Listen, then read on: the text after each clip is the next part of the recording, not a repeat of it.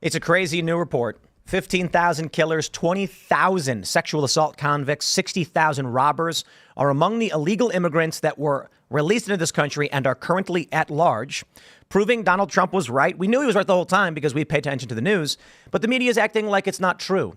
And now we've got the horrifying report, which has been going viral all day, just about all of the at-large criminals, serious criminals.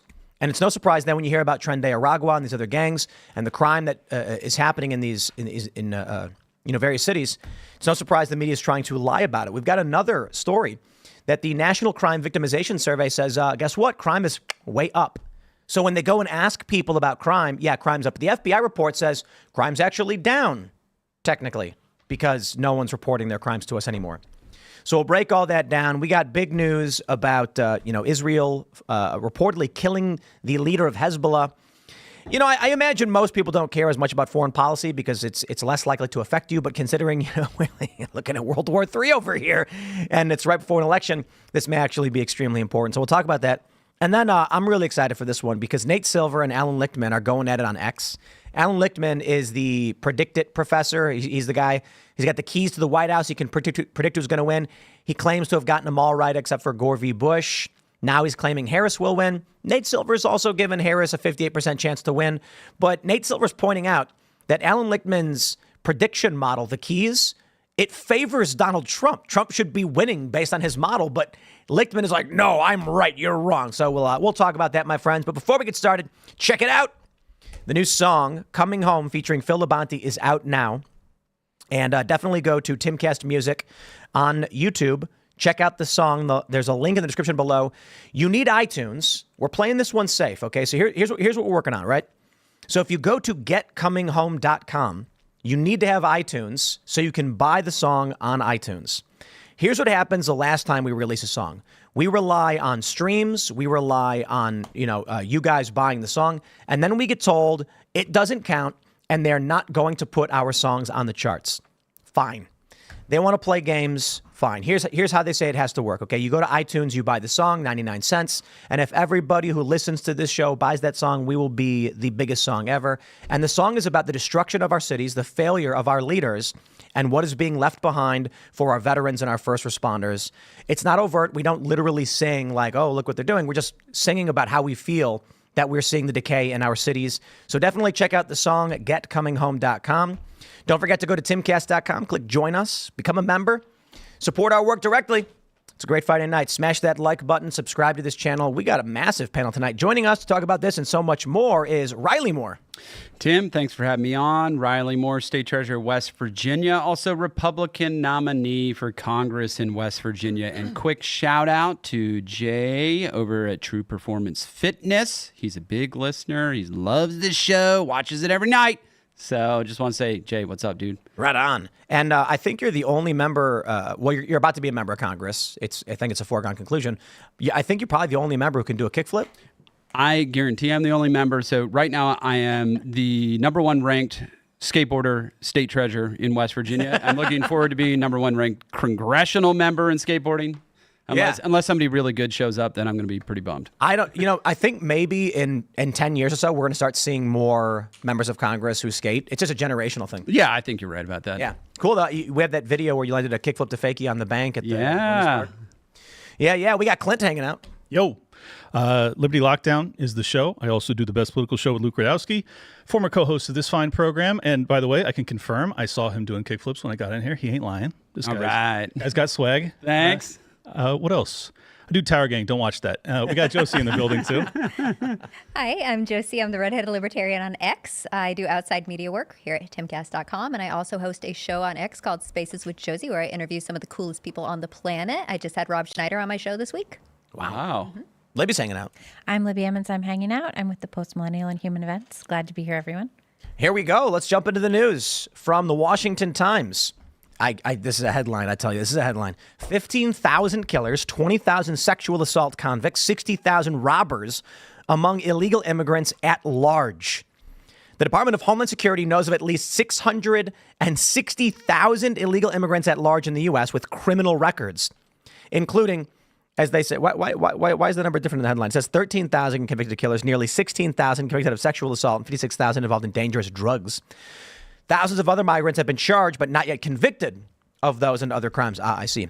They are part of U.S. Immigration and Customs Enforcement's non-detained docket. ICE provided the data to Congress, and the House Homeland Security Committee released it Friday, just as Vice President Kamala Harris was to land in Arizona for her first visit to the border in more than 3 years. It may be shocking to hear the Biden-Harris administration is actively releasing tens of thousands of criminal illegal aliens into our communities, but their own numbers conclusively prove this to be the case, said Rep. Mark Green, committee chairman. On social media, former President Donald Trump said the new data should force Miss Harris to cancel her border appearance. Kamala should immediately cancel her news conference because it was just revealed 13,000 convicted murderers entered our country during her 3.5 years as border czar.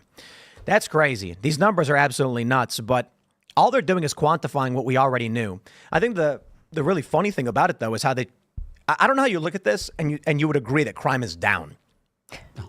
No, the fact that they are criminal aliens in this country at all is inherent, that there are criminals in this country, and being here is illegal. Just the act of being here is illegal. I'm appreciating that talking point getting more airtime. I think I saw Nancy Mace and someone else, some other member of Congress, saying the first thing they did was break the law. They're all criminals. Right. They've all committed a criminal act. Yeah, and every state now is a border state, including West Virginia. Just not far from this studio that we are at in the eastern panhandle of West Virginia, an illegal immigrant from Venezuela this year murdered a woman, turns out was also a convicted murderer in Venezuela, and then set her on fire. Oh my goodness. Wow. That happened here. That's horrifying. So it's happening everywhere. It's happening everywhere. Every state is a border state. What I find really interesting about these numbers is that these are people who were already convicted of crimes. It's not just that they are suspected of crimes or that they did these crimes when they came here necessarily. These are people who were convicted in their own countries and then came here. And my question is, how do they know this? And if they did know this, why were they not immediately deported? Dude, these people are coming in, and CBP is like, hold on there a minute. Are you a murderer, rapist, robber? I'm a murderer. Okay. And right this way, sir. Come on in. Well, one thing that happens, though, is that part of the questions that the Border Patrol asks are you afraid to go home? Do you fear for your life in your own country? And if you answer yes to those questions, that you're afraid for your life in your own country, they say, okay, we can mark you down as an asylum seeker. Come on in. And because they removed the wait in Mexico policy, everyone is just waiting here. But what's interesting, too, is if you talk to immigration attorneys, most people who apply for asylum are not actually eligible for it, and they are not approved for their asylum cases. But the cases happen so many years down the road that it's very difficult to get them out. And we have a DHS secretary who does not believe in the policy of deportation, even for one person. Well, if there's any list of people that ought to be deported, it'd probably be the 15,000 killers, 20,000 sexual assault convicts, and 60,000 robbers. At this point, you have to assume this is Cloward Piven. Like that they are, in fact, trying to overthrow the system. I'm trying to be nice, and I say, on the surface, you look at the jobs report, you look at the mass spending.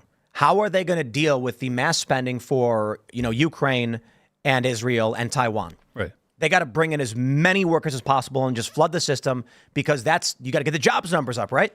That's me being nice. When I see reports like this, I'm like, these people aren't working. Like this does not.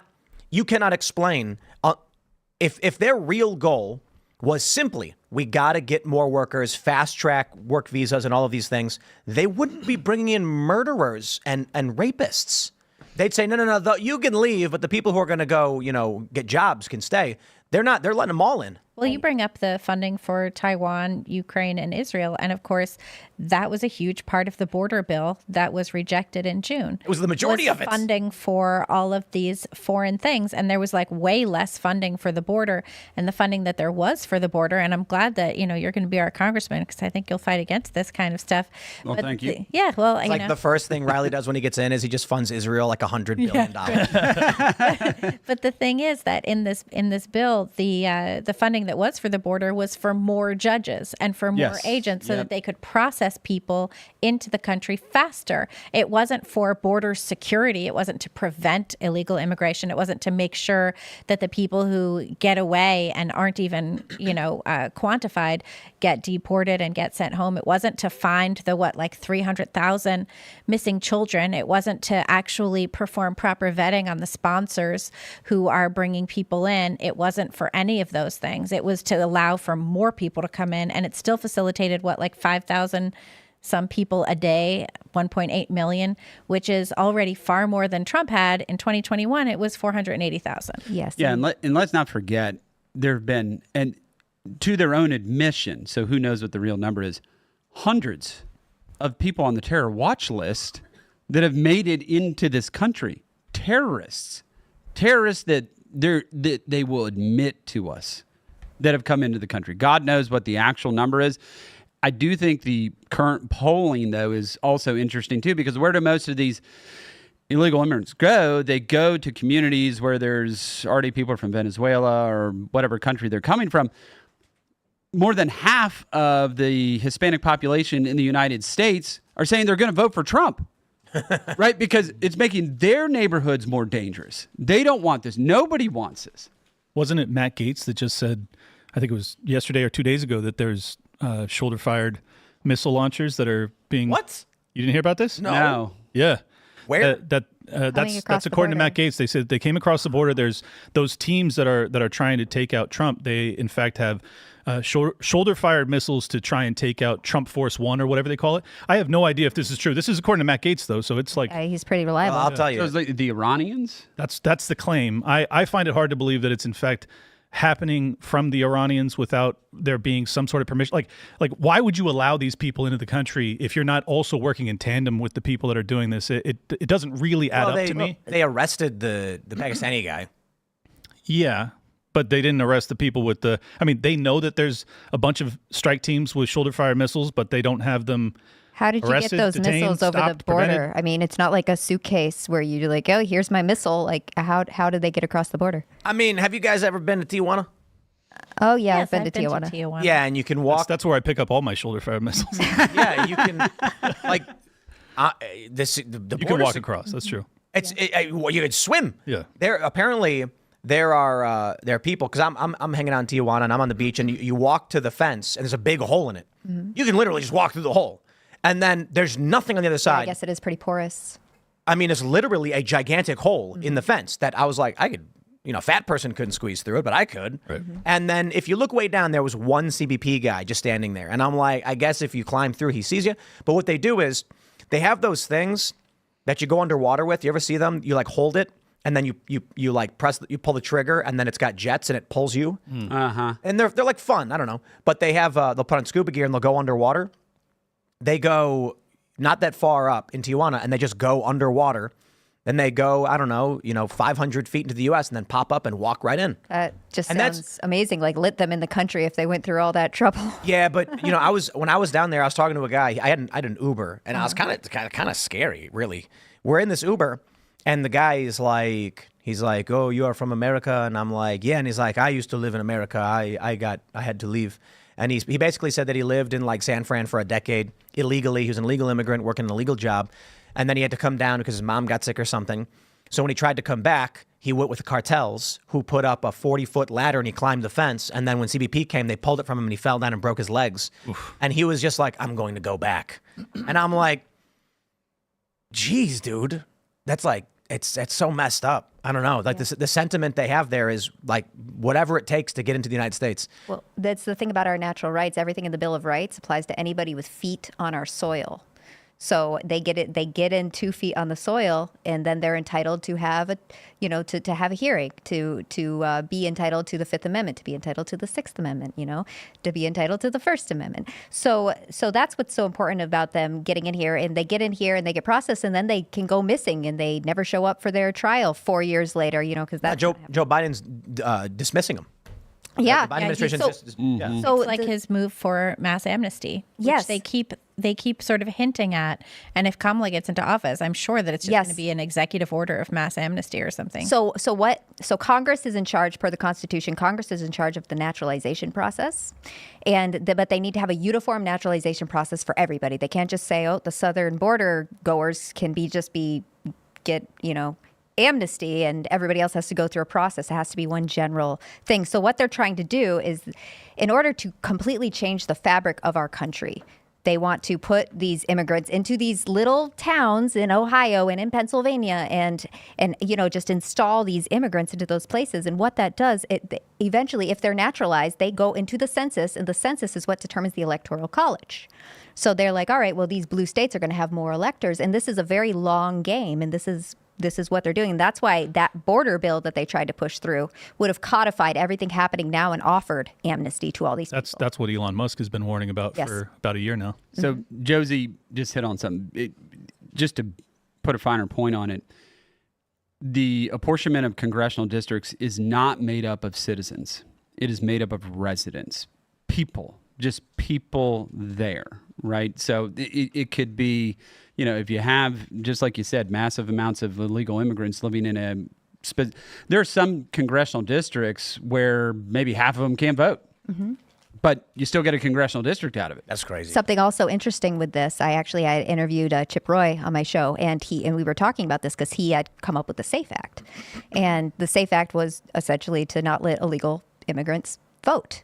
Right. So we were talking about that, and I had told him, and the Constitution and under every amendment added to the Constitution about voting, which are 15, 19, 24, and 26, it all says it is the right of citizens. And then they go on, and they want to kind of amend the Constitution, make it the right of residents. So this is very important to look at. This is why they kept they were changing the language several years ago, and I think they kind of dropped the campaign. But they start, when they're saying don't call them illegal immigrants, call them migrants, they started calling them undocumented citizens. This was a big, Google search the phrase undocumented citizen. That's sneaky. Because if you change the language, you change the laws. And so that's why they're saying woman means whatever you want it to mean, because then it changes all of the laws underneath. Well, that's a big thing, too. Like I just saw in The Intercept the other day, and I posted about this. They now don't want you to say migrant. They didn't say exactly what they don't want you to say, but at first they said don't say illegal alien because that's dehumanizing. No one is an alien. And then they said, say illegal immigrant instead. And then they said saying illegal immigrant, that's no one is illegal. That's villainizing. People aren't illegal. Oh my goodness. So now you say migrant, and now they don't want you to say migrant anymore. And the next thing is just going to be mass amnesty for everybody. Everybody in the world is a citizen of the United States, and Americans get no rights. Yeah, and the word alien we've been using since the beginning of this country, the Alien and Sedition Act, right? Yes, it's still on every federal piece of paper. Right. Are you an alien? Yeah. Right. Yeah. So they changed the law when they stopped using the word. Yep.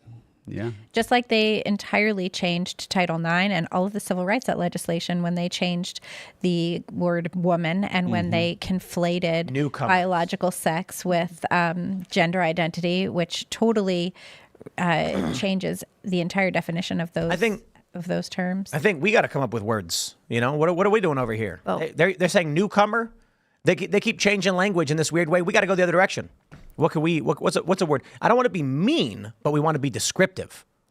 I just call the illegals criminal aliens.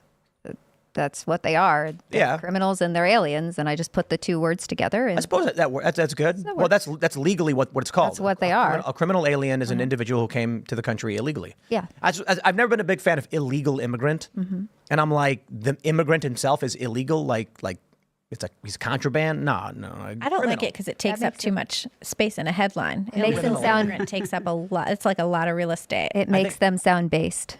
But I say this to the progressives, and they're like, "Don't say illegal immigrant." I'm like, I agree. I say criminal alien. Yes, me too. And to Chip Roy's bill there, which is very important, they're like, "Oh, that's already illegal. They can't vote in elections." Don't forget, in New York City, they do allow people who are not here legally in this country, who are non-U.S. citizens. I think that got struck down. Yeah, it did get struck down, but they're going to try again. Yeah. And they're trying again in other municipalities across the country California, as well. too. But they To did have pass them- it. Yeah, and it got struck down at the High Court struck it down. But Right. they want them to vote in local elections, local school board elections, city council elections, anything that affects them directly. But then we see like what happened in Oregon, where because of the motor voter laws, they registered, I think 1,300 or something. Maybe it's more than that. People who are not actually eligible to vote. They just automatically defaulted to you have a U.S. passport and you're eligible to vote. I can tell you why the SAVE Act is so important. It's because in the Constitution or the Bill of Rights, you have the 9th and the 10th Amendments, and that says anything that we didn't write down in the articles, it goes to the states or to the individuals. And the founders left voting to each state. That was important to them, that how you want to vote in your state is how it's going to be. We're not going to do a uniform thing for this. And that's why there's no voting aside from the electoral college process written into the Constitution. So they started regulating it. They did first with the 15th Amendment with the slaves. And then they're like, all right, well, women, we shouldn't discriminate against them either. And they, kind of kept elaborating. They gave federal power of a sense to the federal government when it came to regulating elections. Now, under the 9th Amendment, early on, before any of this, there were states that were having freed slaves vote in their election. There were states that were having women vote in their elections, Colorado and Wyoming, I believe.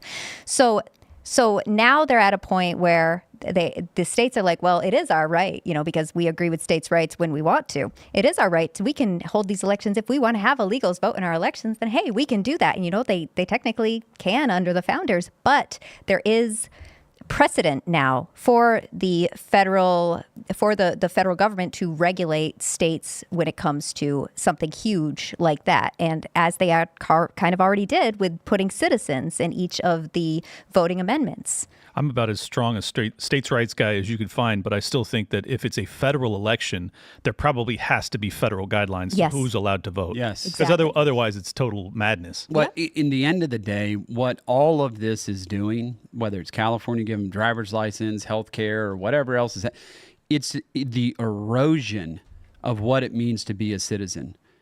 Literally, what can you do as a citizen that a resident cannot? That list taxes, grows baby. smaller and Residents pay smaller taxes. and smaller, Sometimes. constantly. No, I mean, it's like shrinking. A legal resident of this country is paying the same taxes. You just can't vote. Oh, a legal resident. Right. Yeah. Yeah, no. If you're here illegally, it's like you a lot of it. The left always says, "Oh, legal immigrants, they pay their taxes," and like when they buy stuff, but not going to file because they're going to get deported. What do you mean? Exactly. Yeah. So essentially, the rights that you have, the difference in between somebody who's a resident here and a citizen is continually shrinking, which, erodes literally kind of the sanctity of citizenship in a country, which it comes with rights, but also comes with responsibilities like you just talked about, like taxes, right? Kind of civic duty, some things that are supposed to come along with rights. It's rights and responsibilities, but those things are kind of set aside with all these giveaways and you saw in California here recently, they're going to have a $150,000 giveaway. It got vetoed, but $150,000 right. giveaway on first-time home buyers for people who are here illegally. Legally, it's like, okay, if they came out and they said permanent residents who are non-citizens, we're going to give you a house, I'd still be like, oh wow, that's crazy. What about citizens? No, it's illegal immigrants. Yes. And what was it? Was it Kamala or was it Pelosi? I think it was Pelosi, and she's like, well, people want the American dream. Yeah. It's like, yeah, people who are born here. Well, and keep in mind too, I spent the first 35 years of my life in California. Over half of my friends that I grew up with have never bought a house because in California it is so cost prohibitive they just simply can't do it. Well, I had to leave the state. I had to leave my home to buy a house. Well, I had to exactly. go find a new home. And that's you what should. most And I did. people born in California end up doing that. But my point is, if you're going to turn around as you have all of the domestic born population fleeing to cheaper pastures, and then you're going to offer a $150,000 forgivable loan or whatever you want to classify it as to allow illegal immigrants to purchase homes, that's unbelievably unjust. I figured it out. All Gen Z has to do is crumple up their ID, throw it away, go to the border, and be like, "I'm here illegally. Right. I'd like a house," and then they'll be like, "Right away, sir." Yeah, it's literally You get a advantageous. house, healthcare, driver's license, Well, I think there's a long game there College. too. I mean, they default on their mortgage, and who buys it up?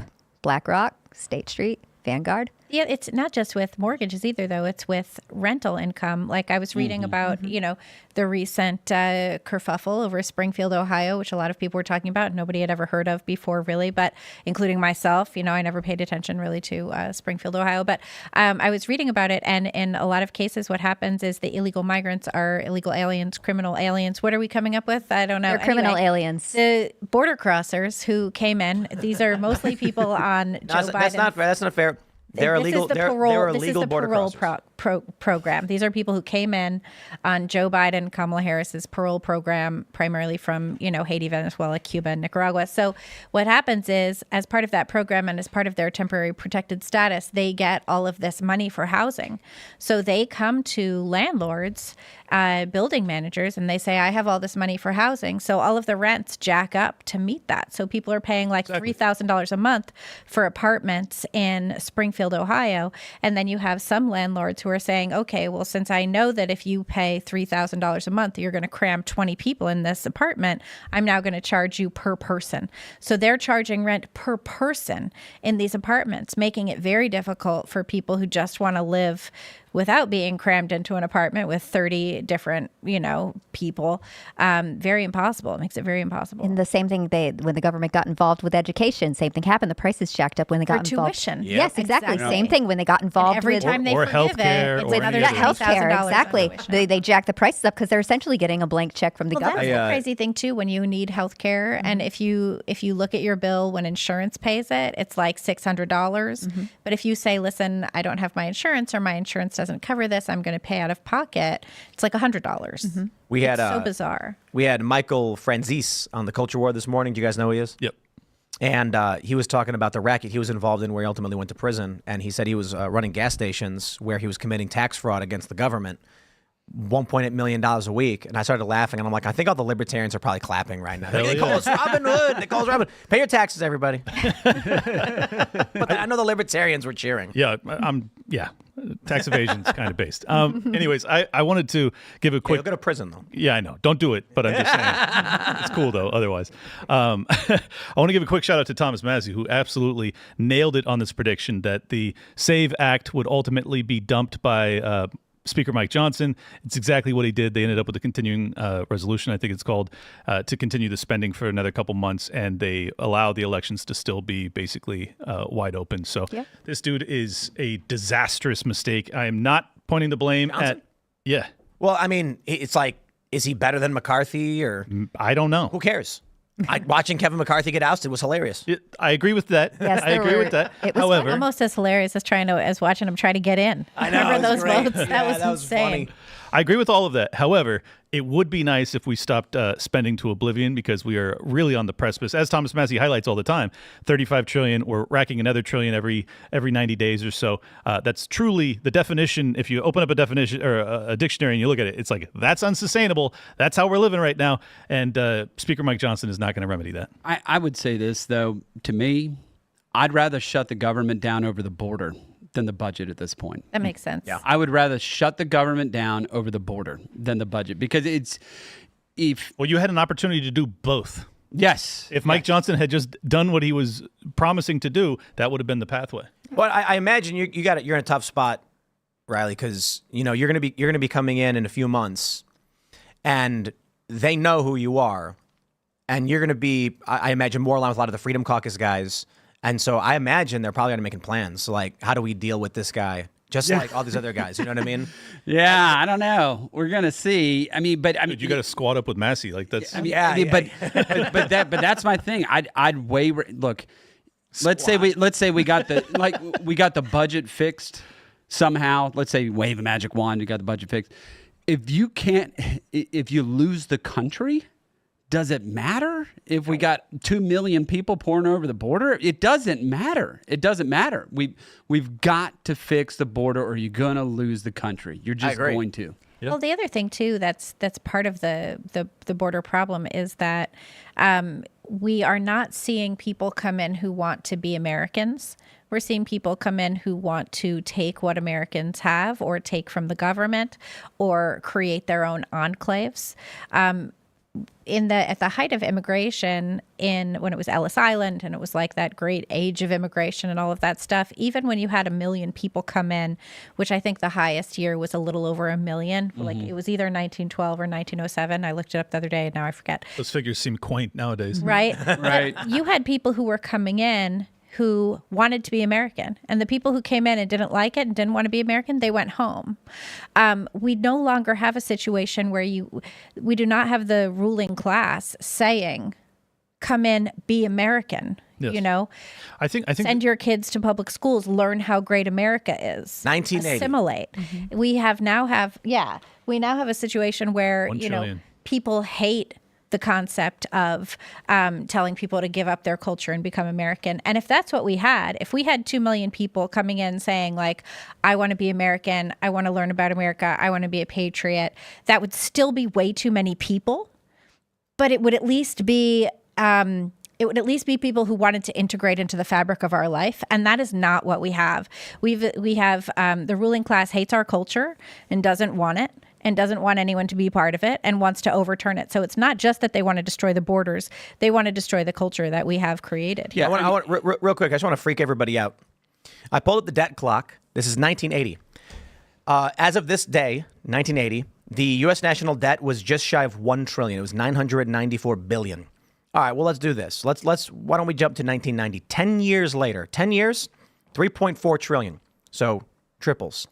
Let's go. That's in 10 years. 1990, let's jump another 10 years. 2000, it was 5.5. Didn't even double. All right. Now let's go from 2000 till 2012. 16 trillion. It jumps 3 times again.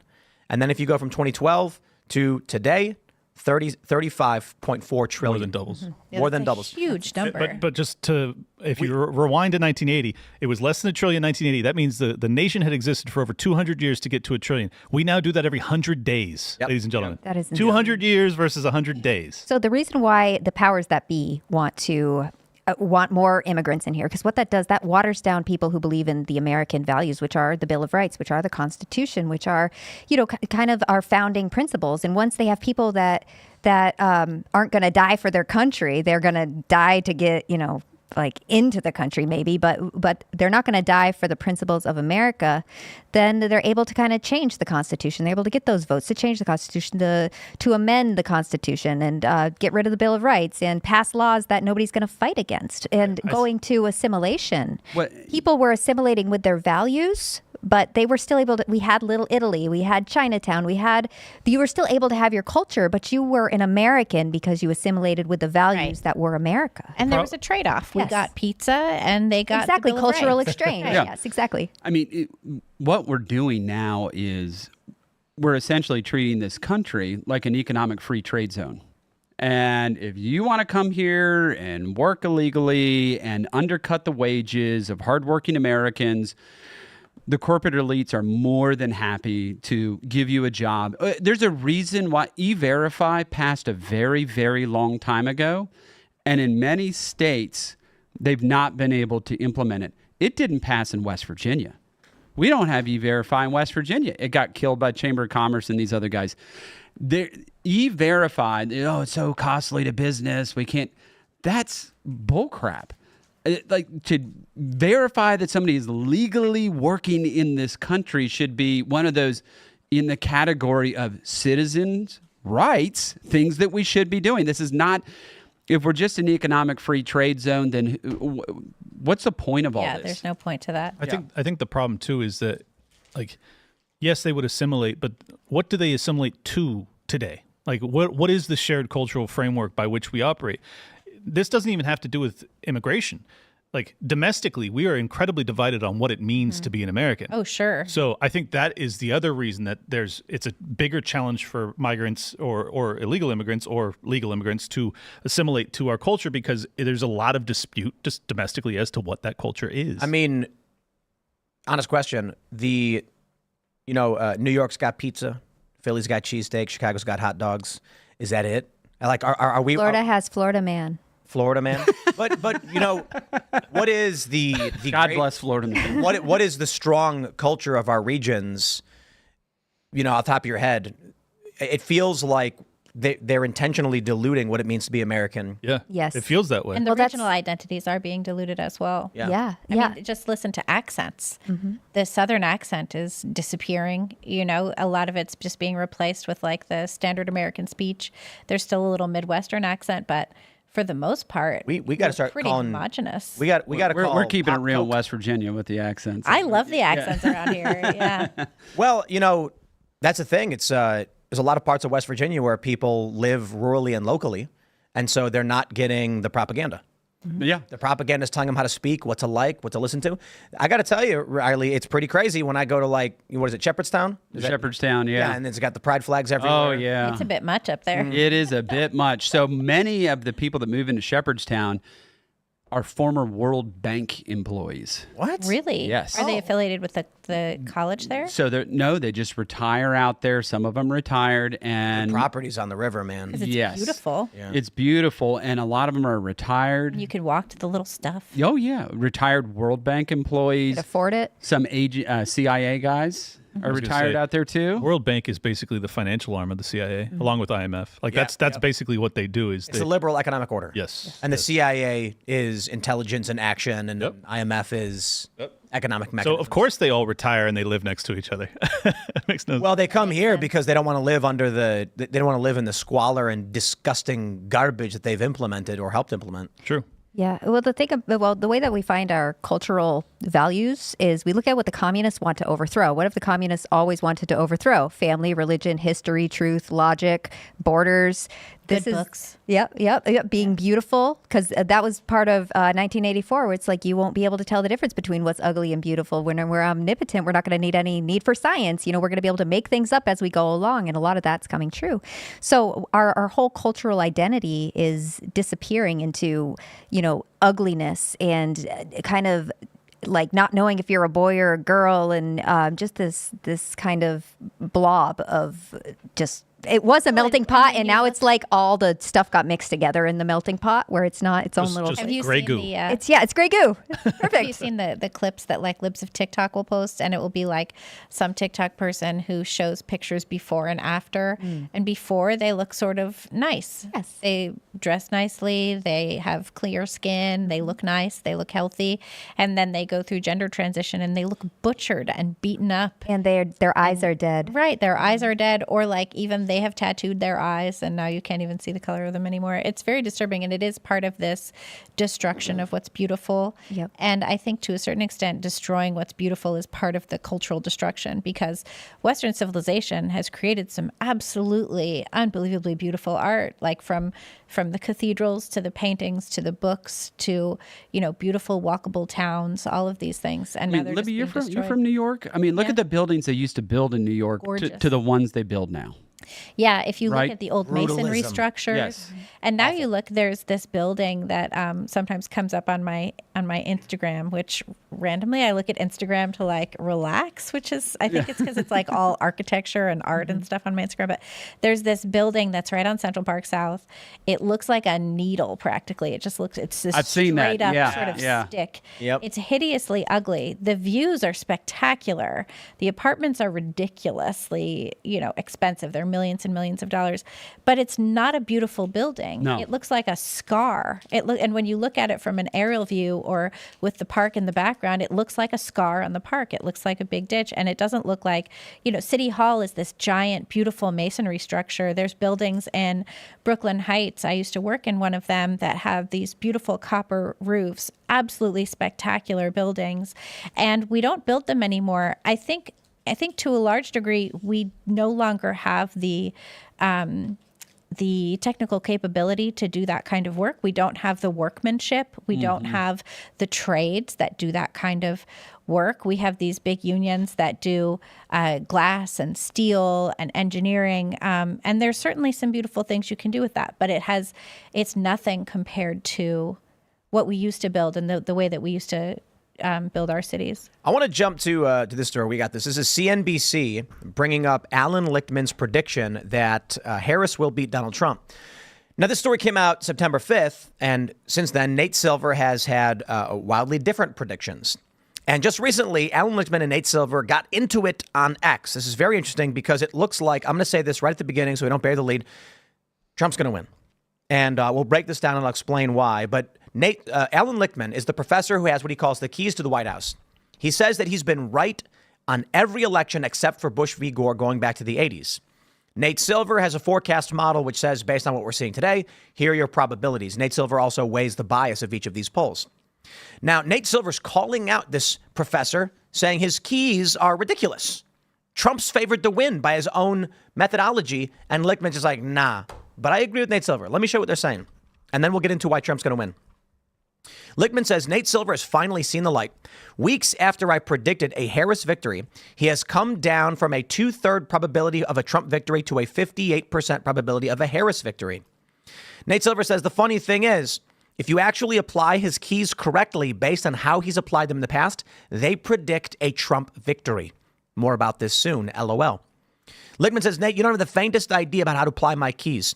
You are neither a historian or a political scientist or have any academic credentials of any kind. Shots fired. You got him there. Nerd fight. Everybody knows in debate when the guy says, I'm in Mensa. You know who's losing. He says, remember, you were wrong when you said the keys could early predict Obama's reelection. And Silver responded, I've spent way too much time on this and have a lot of receipts from how you've applied your keys in the past. At least 7 of the keys, maybe 8, clearly favor Trump. Sorry, brother. That's what the keys says. The keys say, unless you're admitting they're totally arbitrary. And he may as well. I look at this guy and I'm like, what does the CIA go to Lichtman and say, hey, here's who's going to win? Just say it.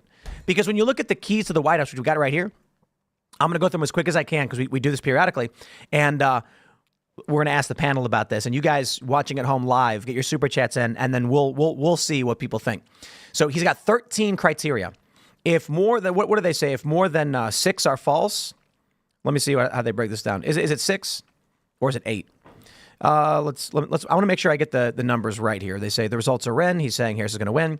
Lichtman revealed his decision on Thursday. The Democrats hold the White House. His forecast is based on the historical index model. He developed it, analyzes the political landscape through the lens of 13 true or false statements. If 6 or more of the statements are false, Trump will win. All right, number 1, party mandate.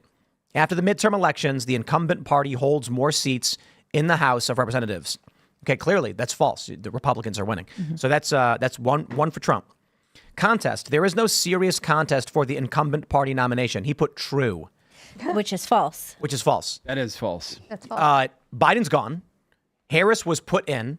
She was Dean Phillips, literally RFK Jr. There were many people who were Marianne Williamson, but he said no serious. Yeah. Okay, well RFK the only Jr. reason it wasn't serious is because the Democratic Party used their lawfare to destroy the candidates who were pushing back against Biden. So that's 2 for Trump. Hold on.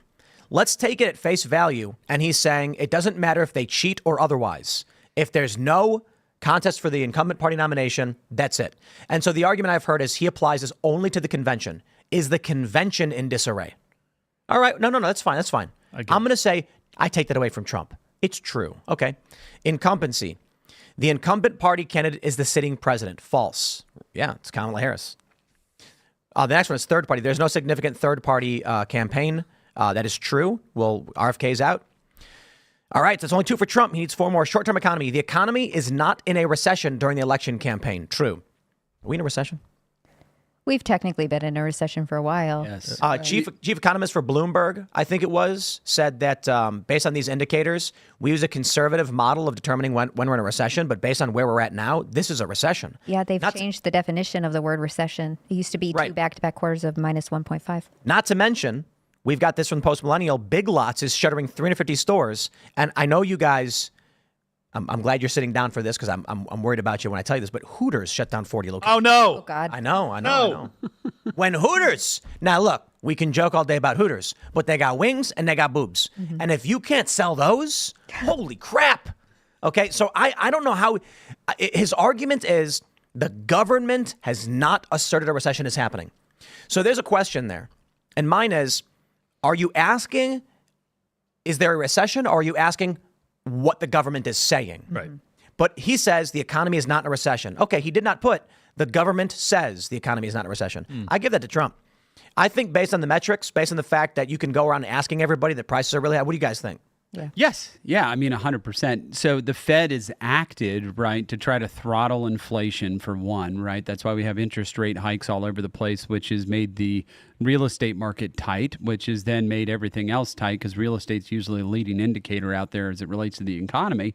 So, yes, I mean, and not to mention, we hit the inverted yield curve a few years back when this whole thing started kicking off with Biden. So all the indicators have been there. We've had two negative quarters in terms of, not negative, but smaller quarters in terms of growth for GDP, which, yes, all those things indicate. And also your rate of income growth has not exceeded the actual inflation rate. So in fact, people are getting poorer in real terms. And I think that's what matters most. All right. So I think we agree. The economy is not in a recession, but wages are down, prices are up, and people are struggling. I think that favors Trump For sure. You know what? If it doesn't, that'd be crazy. But you know what?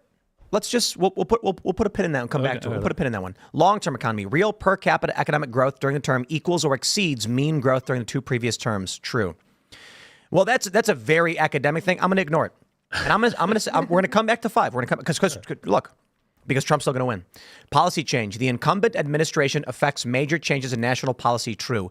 She's been the vice president for 3.5 years. She's the one who signed 33 tie-breaking votes in the Senate to make what is happening now happen. How is she affecting major change when for the past 3.5 years, everything happening is her? Nothing's going to change. You even had Joe Biden recently saying that Kamala Harris had been involved in every decision he's made, and that she was involved in everything foreign and domestic policy. She said she was in the room as it related to Abbey Gate in Afghanistan. She was the last one in the room for that. But so for this one, the incumbent administration affects major changes in national policy. No, they don't. Absolutely not. That's ridiculous. In fact, I think Gallup and a bunch of other polls show that people view Trump as the change candidate. Yes. And so that's 3 for Trump. Next is social unrest. There is no sustained social unrest during the term. We have had ongoing anti-Israel protests on the campuses. It's going on for over a year, and it just happened again the other day. Yep. Well, it happened in protest of Netanyahu in New York. And of course, you can't forget that followed directly the BLM protests of 2020 that continued, through the election, that there were there's been a lot of civil unrest for years. And it's not just civil unrest on the left. We've seen civil unrest on the right. As soon as the COVID lockdowns came in, there were a bunch of Michiganders who went to Lansing and said, give us our jobs back. You can't destroy our businesses like this. All right. Yes. And so the argument I've heard is the anti-Israel pro-Palestine protests are not sustained social unrest. They're localized protests, so we don't count those. I don't think that's accurate because they are funded internationally. I know. What I'm saying is they're making arguments for why it does or does not count. So you know what? Let's come back to number 8 and number 5 and just say right now there are 3 for Trump. Number 9, scandal. The incumbent administration is untainted by major scandal. Oh my God. He put true. True. Okay. That's crazy. Okay. Let me just start by saying Abbey Gate was like 4 scandals in one. The failure of the Afghanistan withdrawal is a massive failure and was a major scandal. They gave up Bagram Air Force Base in the middle of the night, abandoned the Afghan security forces. These guys were landing helicopters and running and fleeing. The Taliban comes and seizes all the weapons. Regular Afghani citizens were raiding and looting Bagram Air Force Base. Then, on top of all of this, 13 American servicemen and women were killed in a bombing. And that's just one scandal, right? Right. And then when they were bringing the bodies home, Joe Biden checks his watch, and the media lies about it. The Abbey Gate scandals, and then the scandal continues, in which the families invite Trump to Arlington Cemetery. He agrees to come, and then the media and the Democrats attack Donald Trump, and then all the families one by one start coming out and saying, "We invited you. You didn't come. This is your fault." And that's just a chain of events in numerous scandals stemming from the Afghan withdrawal scandal. When the Afghan withdrawal botched withdrawal happened, that's when Joe Biden's approval rating actually started going down. So now, what are we looking? Is that 4? That's 4 for Trump. We're counting. Yep. All right, here we go. We got a couple more. He needs 2 more, and we're ignoring number 8, number 5. We are siding with Lichtman on this one. And I'm still, guys. I'm going to show you proof that it looks like Trump is going to win. I want to be very careful on how I say this, but There's a better indicator. All right, the next one is incumbent charisma. The incumbent party candidate is charismatic or a national hero. False. Not a chance. Agreed. I agree with Lichtman. If he said true to that, I would have walked out of this room. I would have just been like, I'm out of here. I'm So done. that makes 5 for Trump, right? I'm keeping tally. Yep. Okay, now we still got a couple more, and Trump needs only one more to win. Challenger charisma. The challenging party candidate is not charismatic or a national hero. Well, that's True. ridiculous. What? That's Donald Trump, reality TV celebrity, is not charismatic? Look. Or national- national hero. He got shot. He got shot, and he stands up after getting shot, going against every biological urge that we have in ourselves to say, "Hey, I'm okay. You guys need to fight." I'm going to give this to Lichtman. oh man. Oh my God! You know why? Because I don't need it. I don't need this to make his model say Trump will win. Fair, but I'm How many ignoring. just come all out? Trump, if Hold on. Trump's anything, he's charismatic, though. My goodness. Okay, but the argument they make is Trump is divisive and half the country hates his guts. Yeah, that's true. Okay, because he's not a Reagan, where he's a movie star. So fine. I'm gonna ignore number 8, number 5 for right now. We're gonna ignore that, even though we think we have an argument for why it should be true. No, you can have it, Lichtman. Because we got 5 points for Trump and needs only one more. And the next one is 12. Foreign military failure. The incumbent administration suffers no major failure in foreign or military affairs. Abbey-gate and the Afghanistan withdrawal. 6, Trump wins. Next up, 13, foreign military success. The incumbent administration achieves a major success in foreign and military affairs. False. That is 7 for Donald Trump. And then if we want to be nice and go back and look at number 8 for social unrest, and we want to look at short-term economy, Trump's got 9 of 13. That predicts a Trump victory. But let's just get rid of economy. We can get rid of charisma. We can get rid of social unrest. Trump still wins. Yeah. And then I'll throw you the very last one. Shout out to Pro-American Politics on X, who says, this is way more predictive than Lichtman's Keys model. It's predicted every election accurately since 1952. And what is this? Party affiliation for every presidential election going back to 1948. And the only incorrect assessment was 1948. Every time party affiliation was favored, every time there was an election, the party that was favored won. So in 1952, Republicans were favored, they won. 1956, Republicans were favored, they won. 1960, Democrats were favored, they won. You can go all the way down the list. Even 2020, Democrat party affiliation, Democrats won. Right now, as of 2024, Republicans have a 5-point party affiliation advantage, predicting, along with all of these going back to 1952, that Donald Trump will win. That being said, you guys better go out and vote. Yeah, for sure. When you're saying party affiliation, is that the amount of people that are registered for this party or favorability towards the party? So let me clarify. It says, which political party do you think can do a better job of handling the problem you think is most important? The Republican Party or the Democratic Party? Okay. The pushback they've given is, well, this is arbitrary. Who cares? Blah, blah, blah. Gallup asks people, what is the most important problem in the country? They then show the issues mentioned as the most important problem. In 2020, COVID-19 was considered the most important problem. And when asked, majority of people favored the Democrats on the most important problem. Lunatics. Anyway, though, Yeah. right now, I get the point. Economy and immigration are the top issues. Yeah, of course that's going to go to Trump. Boom. For sure. Trump wins. Yep. Now go vote because this is shadow campaign. Yeah, and just everybody listening and watching, let me tell you one reason it is so important to vote.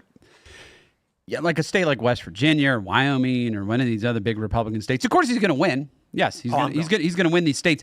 But the popular vote, we got to bank popular votes, because if he can get over the hump on the popular vote too, then it's going to be harder for them to delegitimize the election, just like we did in 2016. You got to bank votes. If he won West Virginia by almost 70% last time, let's get to 75 or whatever that number. Wasn't it 86%? Yeah, I think it was about 70. 70? Yeah, it was Oh, about wow. 70. Maybe it was Wyoming that was 86. Yeah, Wyoming was the only one ahead of us. To go back to the litmus test that basically decides the outcomes of this this predicted model, for me, my biggest concern is the escalatory trap that we're in with Russia. So for people like me that are paying attention, the obvious answer to who is most likely to de-escalate it is Donald Trump. So I think that you go down the line of important questions like that for people like, what's your highest priority? I think you're going to get, as they said, a 5-point lead. I'm surprised it's not higher, to be honest, for Donald Trump. But oh, dude, this Israel stuff right now is freaking me out.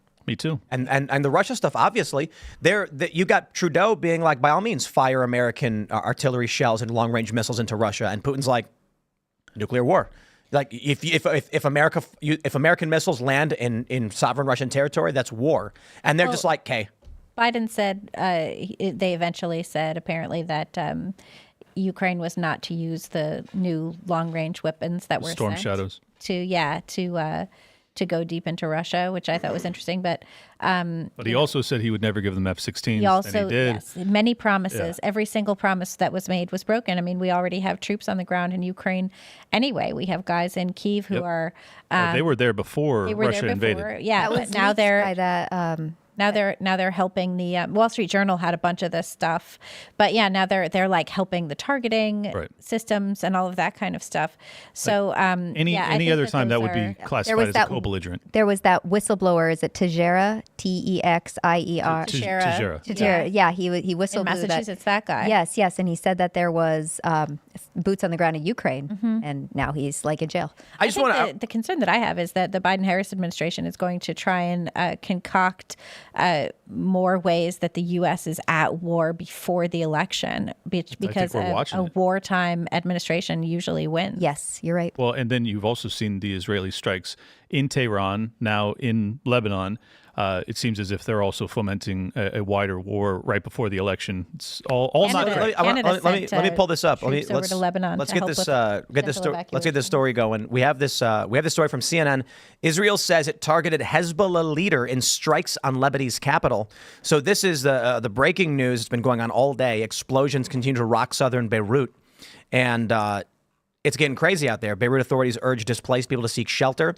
This was in response, I believe, to, we have a video here. Take a look at this. I don't know when this is from, but this is reportedly a video of the Iron Dome intercepting Lebanese missiles. Yo, this stuff is wild. Look at this barrage. I'm pretty sure, this is the Iron Dome that's firing in the air right like that? I think so. Because I'm like, I don't think that's Lebanon firing right there in Tel Aviv or whatever. Or Hezbollah. Right. Yeah, that's them knocking. That's crazy. Them intercepting everything in mid-flight. That's crazy, man. And so this stuff's been going on, what, like nonstop for decades, basically, or what? Well, it's escalated tremendously as of late. They took out the lead diplomat for Hamas in that Tehran strike, and now allegedly the reports are that they took out the leader of Hezbollah within the past few hours. I mean, look, no love lost for any of these people, but I'm just saying from my vantage point, the fact that we are arming and funding one side very heavily, and they seem to be taking pretty extreme measures to go after their enemies, I'm very concerned that the U.S. military will also get kind of sucked into this conflict. I see an impasse. I see, for me, I'm largely anti-intervention. That actually part of the dossier that they leaked of J.D. Vance was him. They said that when they did research on him, like he's very anti-interventionist, and I'm like, I like this guy. Me too. That dossier was actually pretty good in my support for J.D. Vance. The problem I see now is we're in it. That's it. Like, we can sit here and daydream all night about what it would be like if we weren't funding what was going on, but we're in it. I mean, that's it. We are in it in terms of funding, but it's a big increase to have troops. We sent troops to Gaza to build a beachhead. I know, and they were getting shot at. Yep. And we also have troops going to Cyprus to help get people out of Lebanon. Yeah, exactly. And we've had U.S. troops in Israel for a long time. Right. So as much as it's not the same as Ukraine in that regard, I feel like we're at an impasse where it's begun. Like, I don't know. Weren't there also U.S. teams involved in helping the hostage rescue teams? Yes, I think that was part of it too. There was reports of that. I mean, there were Americans being held. They've since been, murdered by the terrorists, but I think the Americans were helping with that. And the challenge I see, like, basically what I'm saying is, I want to sit back and be like, why are we involved in this? Why is this our issue? And then it's like we've got troops there and tens of billions of dollars. But it's like the conflict with Iran, and with these surrounding countries, the involvement we've had in Iraq and Afghanistan. Like, we're entrenched. I also find it confusing why we're not helping. Like, there's 3 Americans who were imprisoned for allegedly attempting a coup in the Democratic Republic of Congo. And I don't know why we're not helping those guys. It was like three Well, guys. if they tried to overthrow the government of Congo, should we help them? Well, it was an allegation, and there's not really evidence that that was their intention. Yeah, so but I'm that's just sort of saying. interesting I'm as saying well. you would think that shouldn't they we help probably know. Americans wherever they are. Let me ask They you, were Riley. college kids who went with their friend Just- to the Congo to visit their dad. But On the subject of Israel, I'm curious your thoughts. Yeah, one of the things to keep in mind here, and a long time ago, I worked on the Hill too, so I'm privy to at one time a little more intelligence than I am now, which I'll probably have access to again here soon. But a lot of the guys and the bad guys that they're dealing with, Hezbollah, Hamas, whoever it is, every time they say death to Israel, what's the next word out of their mouth? That to America. Death to America, right? So they are kind of on the leading edge of a lot of this stuff. Now, I don't think anybody wants U.S. troops involved in some kinetic conflict in Israel or anywhere in the Middle East at this point. But they're about they're about the size of New Jersey and can be overrun very easily. And I do think it is in our interest to have a country like Israel in existence in the Middle East. I think it serves us well and our security. They are a democracy. They're Western leaning. They're a Western nation in my book. And, I think it is in our interest to stand with Israel. I do think it is in our interest. It is unique. Is there a limiting principle to that claim at which you would say, okay, this is too far? If they were to launch a nuke on Iran tomorrow. Yeah, I mean, that's, obviously that hypothetical is always kind of that's out there. disavow. Yeah. If they go Samson. Yeah, see, but that means there is a limiting principle. For But, many I mean- for many people in Congress, there is no limiting principle. Oh, like with abortion, no limit. Well, look, my thing is, I hate it when I see these people. They go on TV and they're like, "We should not be funding Ukraine. The Ukraine is not our conflict." And then they're like, "What about Israel?" Oh, well, Israel. I mean, Israel's different. And I'm like, "Well, articulate it. It's fine. You can." I think there's a difference between the two countries. I think we've had a long-standing alliance and relationship with Israel. Ukraine. To be fair, the best argument I've heard for Ukraine is that we do have a treaty with them that stated if they were to be invaded, we would come to the defense. it's not a treaty. It's just a memo from 1992. It's I know. just a memo. But it's the best argument is the Not assurance. ratified by Congress or anything. Right. And that's why I'm Oh, then typically. it's just a piece of paper. It's a But memo. Bill that's why I'm Clinton signed still pretty much we shouldn't be involved. But that's the best argument I've heard is that we said you get rid of the nuclear weapons, we will defend you, and then we were like later suckers. Yeah, we promised super duper it. hard. Was it like the Budapest memo? We said give up your nukes and we'll protect you. Because There is. Which, by the way, is like the worst incentive ever because Right. we did that with the Libyans. Like, yeah, hey, and how'd then that we work out killed for their main Gaddafi? guy. Right. Not Yeah. good. Mind you, We killed Gaddafi right when he was really boosting the African continent and bringing everybody together for like manufacturing and all of these things. Like, gold backed currency though. yeah, he was big gonna, mistake. Yeah, he was going to do all of that stuff for Africa and lift the continent up. My point is, I would appreciate if people could articulate an actual reason why they think Ukraine no funding, Israel yes funding, and then Taiwan's never even mentioned. And I think you could make the argument, like I said, like we've had a long-standing relationship with Israel to help them defend themselves from the onslaught they've been receiving from these neighboring nations, and it's an ongoing active conflict over what are we doing 70 some odd years. Yep. And Ukraine is the Soviet Union collapsed and beginning of the 90s. And we have no business. What's going on? Why are we there? I don't know. Yeah, and I guess one of the frustrating parts, though, is, and President Trump says it, like, what do you want? What are you going to do, President Trump? I want peace. I want the killing to stop in Ukraine. That's what I want. And it feels like that's not what they want, right? Because as Bobby Kennedy's pointed out very clearly, that there was a deal on the table, right, to broker some type of peace deal.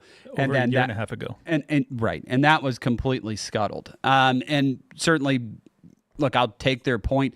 Do we want Russia on the border of Poland? No, probably not. But to that, the issue of Israel is quite a bit different because we're not talking about like territorial gains. We're talking about like extermination of a country that is aligned with us as it relates to anti-terrorism activities and things like that. This is my question then, right? So, Trump comes in, you got Ukraine, Russia, and right now there could very easily be, you keep Crimea, you've got a naval base there and a massive industrial port. The Donbass we're not going to let that go. The fighting stops. And then there's some concessions. Maybe Russia gets certain access via a land bridge to Crimea, but it ultimately ends the conflict. That doesn't exist with Israel. Trump comes in and says, I want the fighting to stop. They're screaming death to Israel. Yeah. Hamas has, they removed it, but in their charter was the line from the Hadith about how they are required by their religion to kill Jews. The thing with Israel is, and it's a question I have for you guys, because I don't know that I have a good one. What do we do? You know, Clint, this one's for you because I'm genuinely curious about the libertarian perspective on this. What should the U.S. do right now? Like, let's say you woke up tomorrow and they said, Clint, you are 897,426 in line for the presidency, and it's you, baby, somehow. What would you do? And I preface this. So my first day on the job, I have to bring peace to the Middle East. That's right. Well, no. God. My point is just, if I look at Ukraine and the attitude they give Trump is, do you want Ukraine to win? And I'm just like, I don't care. Right. Like, if you ask, my genuine response, and when someone was like, do you want Russia to win or Ukraine to win? I'd be like, I don't care. Like, Well, you heard what Trump said. He wants less dead people. and that's a good answer. Yes. That's a good answer. And I'd give a better answer than I don't care. Okay. I'm just being a kind of a dick. But with Israel, it's like, if we cut ties to Ukraine and tell them you're on your own, it's like, well, like, good luck, buddy. Yeah. If we do that for Israel, Israel ceases to exist. Like, they get bombed into oblivion. Well, maybe. I mean, if it's true that, in fact, they have nuclear weapons, then they can probably defend themselves. So, And then if we detach and say you're on your own, and then Iran, and then they Hezbollah, and start to Hamas. nuke, yeah, I don't know. And It's not easy. This I is mean, funny because Ben Shapiro brought this up, and I think it's a terrible, it's a real argument that's actually not a bad argument, but it's a terrible prospect. He said that if we do not provide the support to Israel and they go Samson option and launch a nuke, like World War III, we don't want that. So it's better that the U.S. remains involved, keeps these boundaries drawn, and I'm like, that's a terrible prospect. It is. Well, and there's so much going on. But it's with better than them regional nuking conflicts. somebody. I mean, Yeah. what? There's so many like regional conflicts that we're not super familiar with like the Sunni versus Shia, Yeah. all of this sort of interpersonal cultural stuff that we don't Real even quick, really sorry guys. know about. I'm just curious, Clint. Yeah. Like, if you could implement a policy, would it be Israel on your own, or do we go in and say we need peace? Well, I think at minimum there needs to be a phase out into them being their own autonomous nation that no longer takes aid from us. But I apply this principle to every country all over the world. I don't think that if you aren't able to exist without America being your benefactor in perpetuity, that's a problem that you need to figure out at some point, and it has to stop. And that applies to Ukraine. I mean, we are actively funding basically the entirety of Ukrainian government. And money's getting stolen. Yeah, of course, because it was corrupt. It maintains, or it continues to be corrupt. So that needs to end.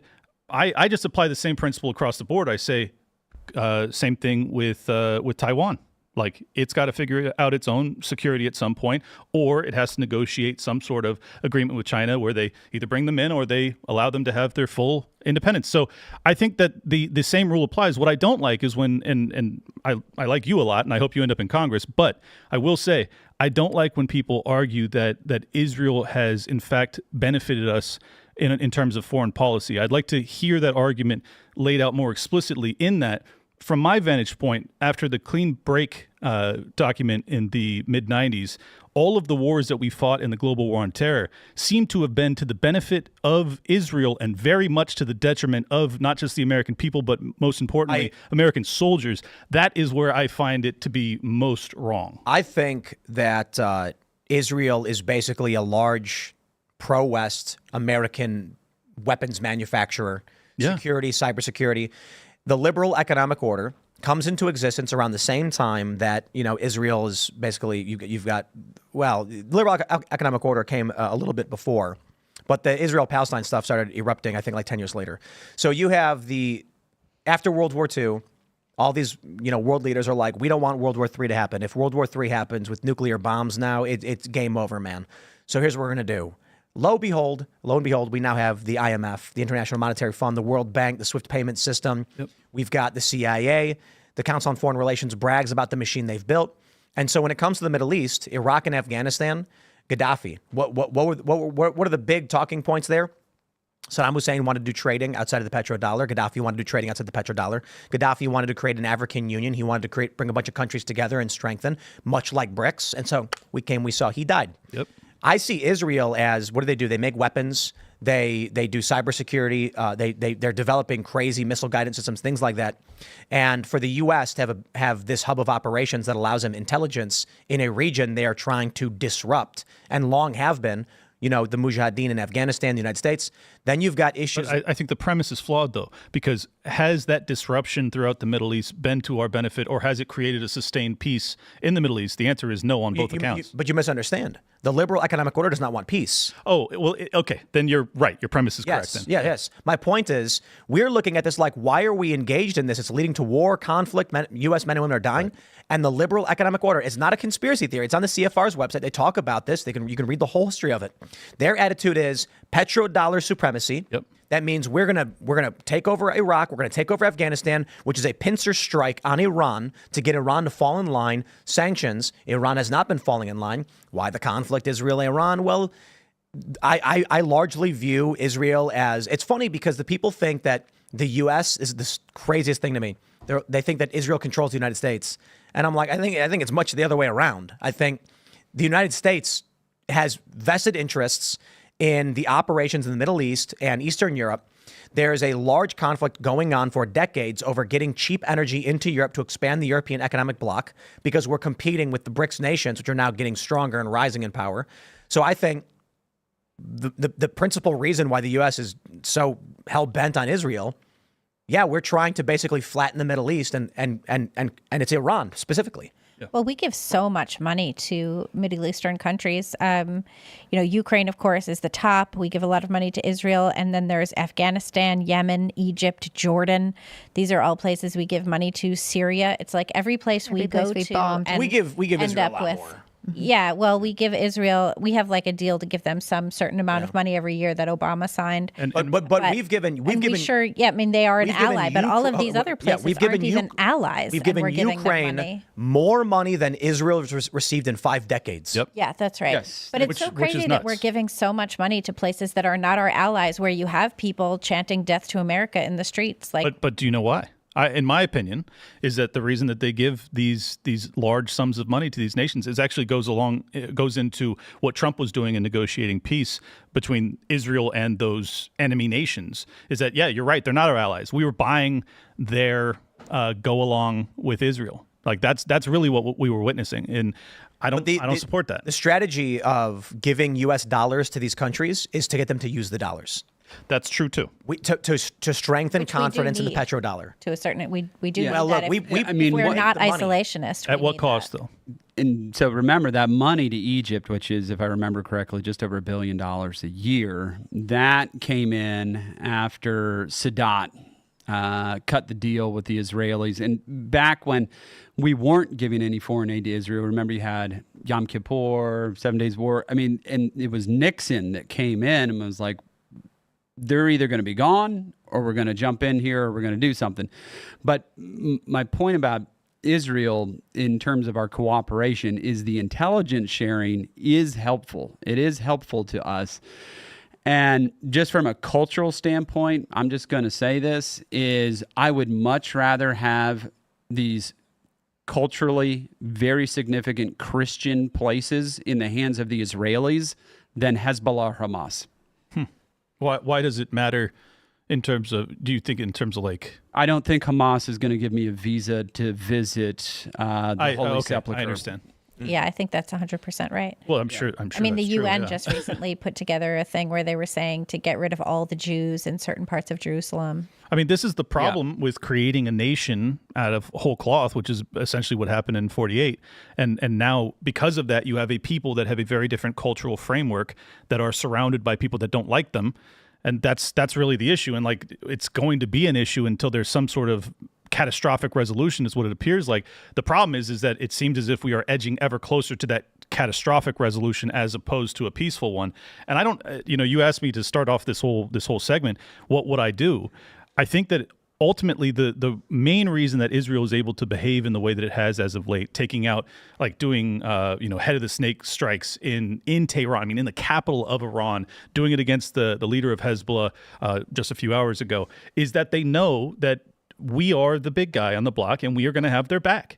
And unless you actually signal that there is a limiting principle to our allyship, well, then they have no reason to ever go to the negotiating table and treat their neighbors with any sort of respect either. You're saying the U.S. should just send a strong example to Iran and Lebanon right now and say, stop the war because we got Israel's back. No, that's not what I'm saying. No.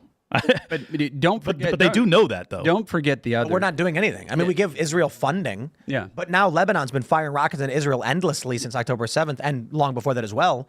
And now Israel is firing back. But I just want to make clear, it's Hezbollah. And Lebanon itself used to be a very peaceful country when it was run by Maronite Christians not that long ago. And what has happened is there's funding on the other side. Who funds Hezbollah and Hamas? It's the Iranians. Who's funding the Houthis down there in Yemen right now, right on the border of Saudi Arabia? It's the Iranians. They're funding conflicts all over that region.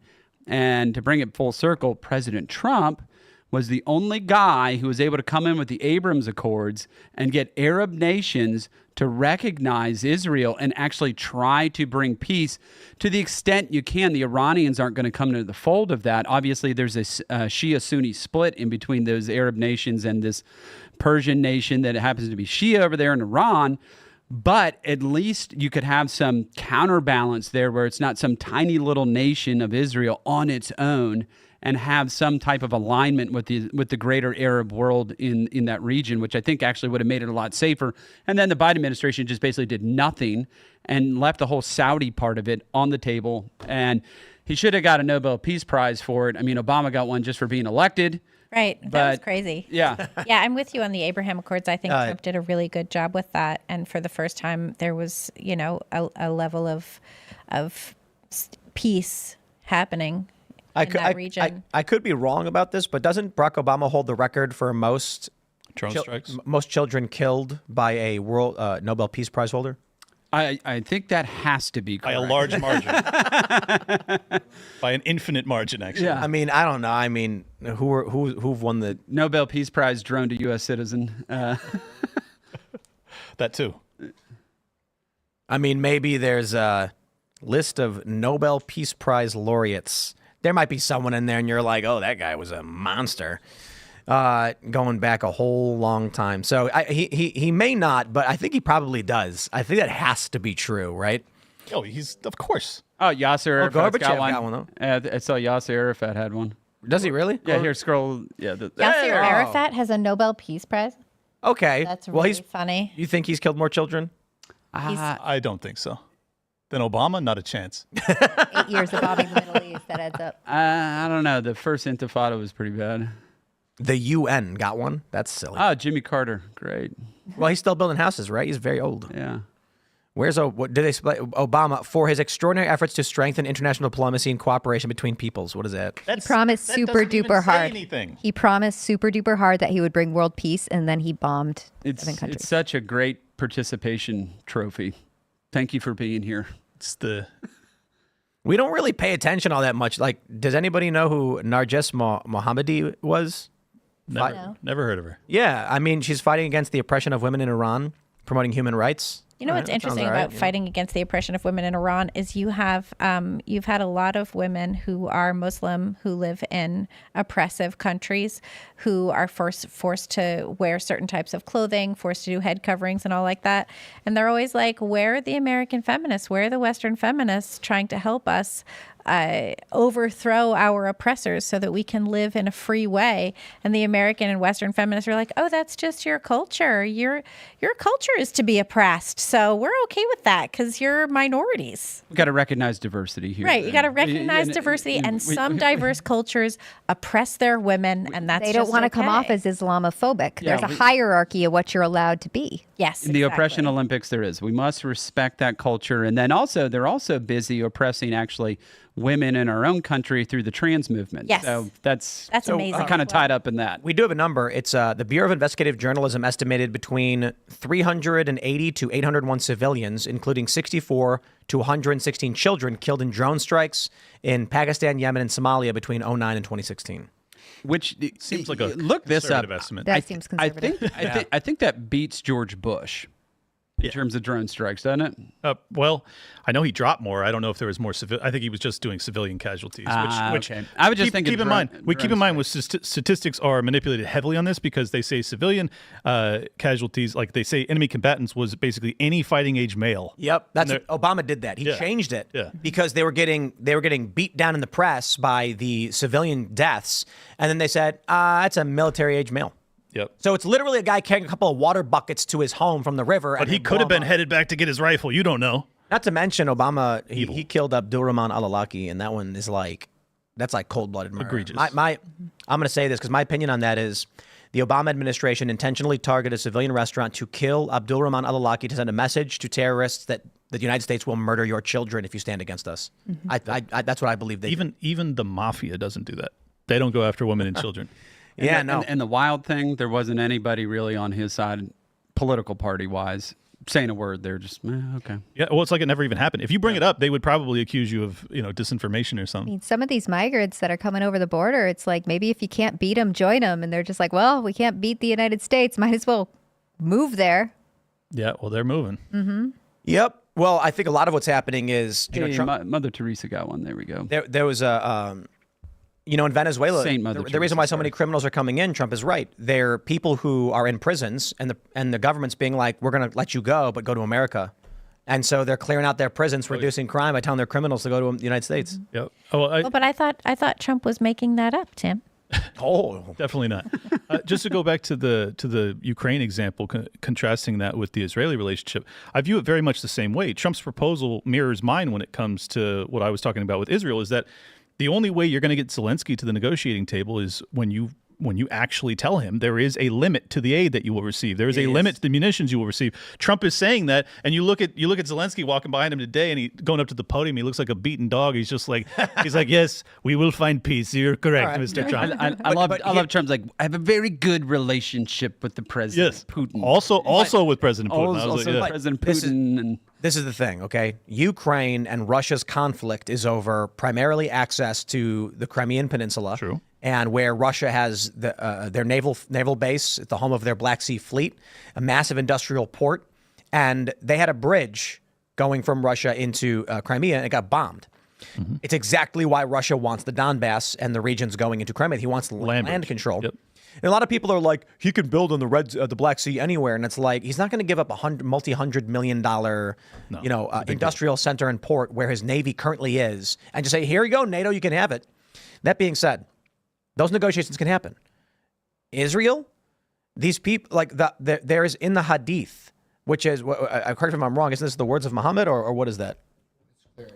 What is it? Clerics that wrote about it. Clerics wrote about it. Okay, where it literally says something to the effect of the end will not come until all of the Jews are killed, and the rocks and the trees will scream out, "Oh, child of Allah, come! There is a Jew hiding behind me," and kill him. But there are Muslim and Arab neighbors that do not have constant warfare with Israel. So I think that to argue that because of their religious doctrine you could never see peace. I'm not saying that. Well, that seems like what you're saying. No, I'm saying that it's easy to negotiate land.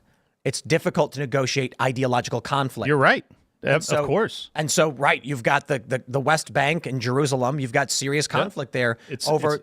It's an almost intractable issue. It really is. And I mean, this is why we've seen decades and decades of very high level diplomacy trying to seek peace. The issue is that I think that simultaneously there are financial interests, particularly the military industrial complex in America, that benefits tremendously by there being continued warfare. So I don't think is the purpose of it. Yeah, well, I agree. But my point is, I think that there's this argument that we cannot find peace. My argument is that peace is very challenging. However, I think that there are financial imperatives domestically that make it basically impossible. Right. I'm going to tell you one thing that's really interesting is that 20% of the population of Israel is Arab. They're Arab Israeli. Yep. Very peaceful people that are living a very good existence there. Can you imagine being a Jew living in Gaza right now? I mean, like it's or in any one of these other countries, they have challenges. Yeah, it's just not possible. It's just not possible. There's nowhere else in the world they can go. And look, if it's been said many times, if Hamas and Hezbollah put down their arms tomorrow, there would be peace. If the Israelis do it, there would be no more Jews. This is a question I ask of a lot of people. And this is not for me. This is not me saying like we should give Israel infinite money. It's the question is what would happen if Israel took down the barriers around the Gaza Strip and said free movement for all peoples? What would happen? Well, they would get massacred. Yeah, and they did that before. That's why they built walls. Oh, walls work, shockingly. They built walls as it relates to the West Bank after the Intifada, right? It's like, we're not going to do this anymore. We have to have some control. And after October 7th, I can't remember who I was talking to, but it was someone who was very anti-Israel. And they were saying that these people were going to where their ancestral homes were, these little villages, and attacking them to take them back. And it was their land, and the land was taken from them by Israel and all that. And so I asked that question: if they took down all the barriers around Gaza and said you are now all free to move about all of this land, what would happen? Wouldn't they right of return? Wouldn't they go back to the land they claim to be theirs? And then when they find, I don't know, like a little old Jewish lady living there, how does that go down? I think we saw what goes down on October 7th. Well, the issue is that you see the inverse of that when it comes to Gaza, when it comes to people that are in their properties also being purged because of settler activity from the Israelis. West Bank. West Bank. Yeah. But it actually, I think it has happened in Gaza as well. They're out of Gaza now. Yeah, they pulled out of Gaza 20 years ago. I know. But I'm saying historically. But regardless, I'm just saying this issue is occurring on both sides all the time. That's why I don't want to be involved. That's why I think America needs to get the F out of there. And I think the same principle applies to Taiwan and to Ukraine. I agree on we don't want to be involved. America first, secure our borders. But if we were to say right now, at least I think it's a fair assessment. If we were like right now, like, you know what, the U.S. is done with this Israel thing. You guys are fighting all the time. You've got land disputes between your own borders, West Bank. You haven't figured it out, so we're out.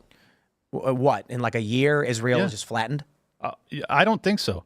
I mean, Israel is a legit military, and I do believe they have nuclear weapons. So I find it very hard to believe that they would just be conquered. But then, I mean, their enemies don't have nukes. They do. If we're not funding, don't you think Iran has nuclear weapons at this point? Not at all. No. I don't think they do. I mean, Lindsey Graham would be screaming it into my face 24/7 if they had nukes. We've declared war the moment they had actionable intelligence that they could convince the public of.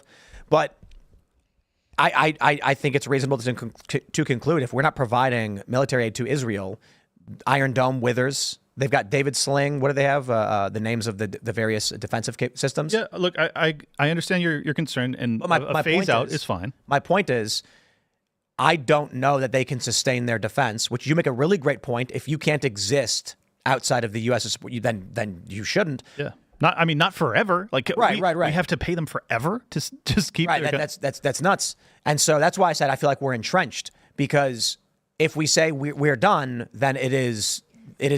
Look, my fear is I don't want to see Israel wiped out. Not at all. I want them to defend themselves from the chaos. But if they have a nuke, and if we're like, we're going to phase this out, and they just say, okay. And then when Hezbollah, Iran, and Hamas and whoever else are attacking from all fronts, they just say, you know what? Nuke Beirut. Yeah, wipe it out, turn it to glass, and then we get right. World War III. You're right. It's a risk. It's absolutely a risk. But there's another risk that maintaining this current trajectory leads us towards continuing escalations, keeping in mind that Iran is also allied with Russia. Right. We're already in basically a very significant, not basically, we are in a very significant proxy war with Russia through Ukraine. I feel like we're entrenched. I don't know there's a good answer for anybody. Well, I think that the answer is to have better leadership that's actually interested in peace. Donald Trump seems to be that guy. Agreed. Yes. So if we're going to have a chance at peace, we're going to need people that are interested in at least proposing it. Yes. You are right. Donald Trump is the peacemaker, the deal maker, and our best path forward for solving these problems. He is the peace and prosperity president. He's the peace and prosperity president. That's what he was. So when did the Russians try to mess around in Ukraine in the last decade? When Obama was president, they went and took Crimea, and then when Biden comes back in, when Trump is president, they stopped. They stopped, right? And you remember they were screaming, "Oh, when he moves the embassy to Jerusalem, it's going to be another intifada. Things are going to go crazy." But nothing happened. Nothing happened, because when other nations in the world see strength, right, and you can negotiate peace from a point of strength, I mean, it says something. When China said to Blinken, "You are not negotiating from a position of strength," I'm like, "Holy crap!"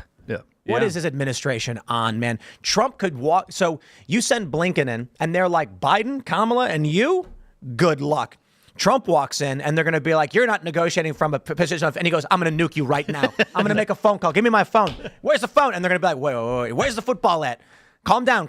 You want to see strength? Did you hear this? Yeah. Did you hear this great story? I'm sure y'all have seen it, but where Trump's negotiating with the head of the Taliban and I heard this says, one. "I don't want Yes. one hair on any American's head to be harmed. We were going to leave Afghanistan, but if you harm one hair on the head of any American service member," and he pulls out a picture of the guy's house and says, "I'm going to kill you," and then walks out. He didn't say that. Apparently, yeah. He You're said, right. "Do not harm a hair," and then he pulled out a picture of the guy's house, and the guy looked at it and said, "Why are you showing me a picture of my house?" And he said, "You'll have to figure that one out." Yeah, that's right. But see, here's and I've already now given a lot of good airtime to Donald Trump, and I agree that he is our best hope at avoiding war, like a hot war with Russia.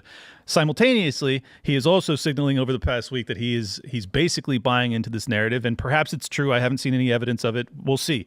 But he is buying into the narrative that, in fact, it is the Iranians that are making multiple attempts on his life. Gates backed him up on that. So he killed Soleimani. It makes sense. There's absolute incentive and imperative and motive. I agree with all of that. However, if you look at the two assailants that actually were responsible for the two first attacks, do they strike you as in the employ of Iran? No, they do not. They do not strike you as that. So Well, I would like more information is all I'm saying. we don't know anything about the first guy. before he starts No. fist pumping and going, we're going to nuke Tehran. I want to actually know that's what's going on. We don't know anything about the first guy. Second guy was a pro-Ukraine crackpot. Lunatic.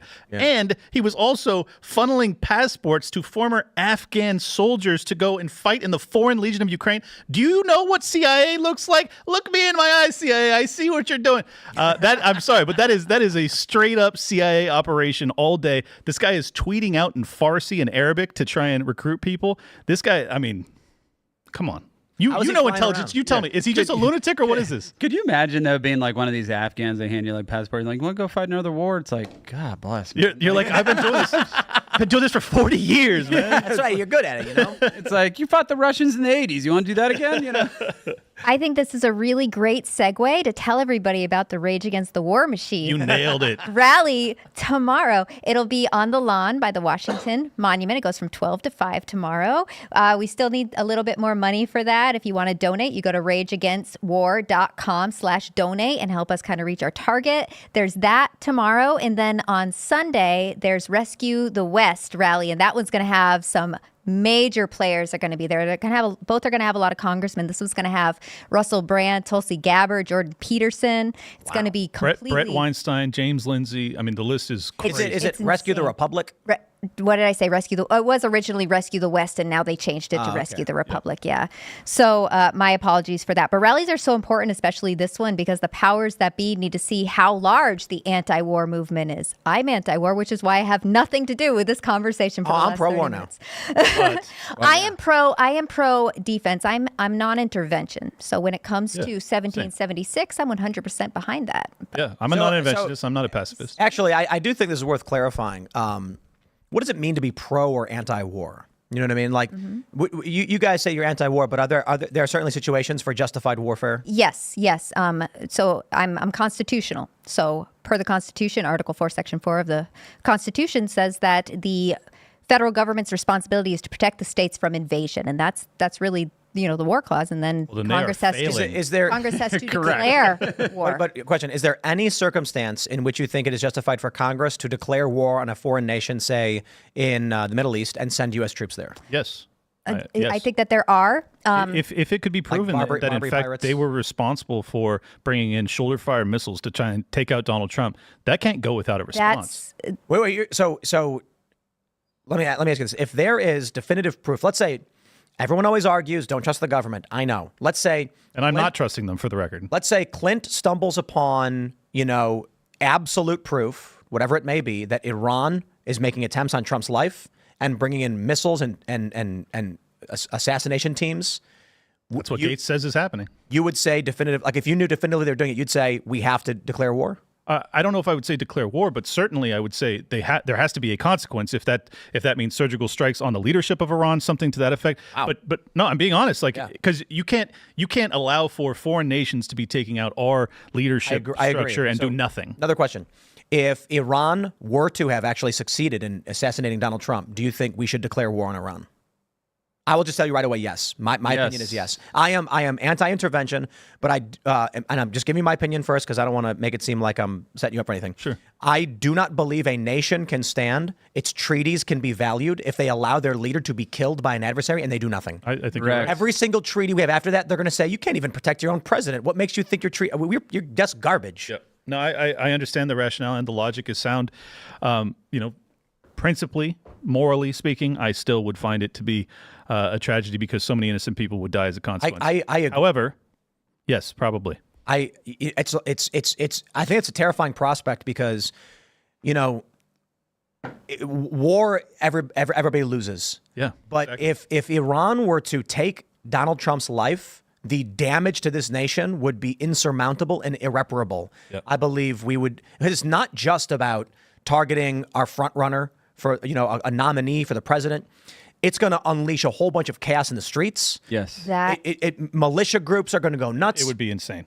That's an attack on our country. That's defending Yeah, our country. that's an attack on our country. That would qualify under Article 4, Section 4. Yeah, And this is what I'm deeply worried about because after the first attempt on Trump's life, they immediately come on and say, oh, by the way, Iran's trying to kill Trump. Right. And if that bullet had been a millimeter, closer, we would be in a full-scale mass Constitutional mobilization. crisis. And keep in mind, too, Mobilization, absolute constitutional crisis. Who would we get for our election? I mean, this would be disastrous. It would If you be. remember. I think it would be J.D. Vance would take because we technically elected him. he had, Yes. no, this was before the RNC. It would have been. It would have been. It was a couple Nikki days Haley before. would have been swapped. right. in. Yeah, they right. would have. It They would have was- slid and her she right would have, in. and she would have said, Oh, no. war with Iran. Tehran is gone tomorrow. You're Oh, yeah, right, because yeah. it was before the convention. It was You're right. 2 days before the And convention. we had not So nominated this next them. one, so this last attempt, because we have more than one. So this last attempt would have been sent over. Like J.D. Vance would have been the guy. And now they got the media. They did. Merrick Garland did that Iranian malign influence campaign press conference,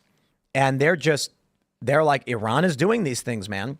And I got to tell you, I don't think Iran is not doing these things, but I do think there's selective prosecution, right? For sure. I think China is probably doing similar things. Iran has been doing these things. Iran absolutely wants revenge on Trump for the killing of Soleimani, and they've publicly said as much. Yep. And so to hear these stories, I'm kind of like, I don't trust the DOJ. But this aligns with their goals, and it probably is true.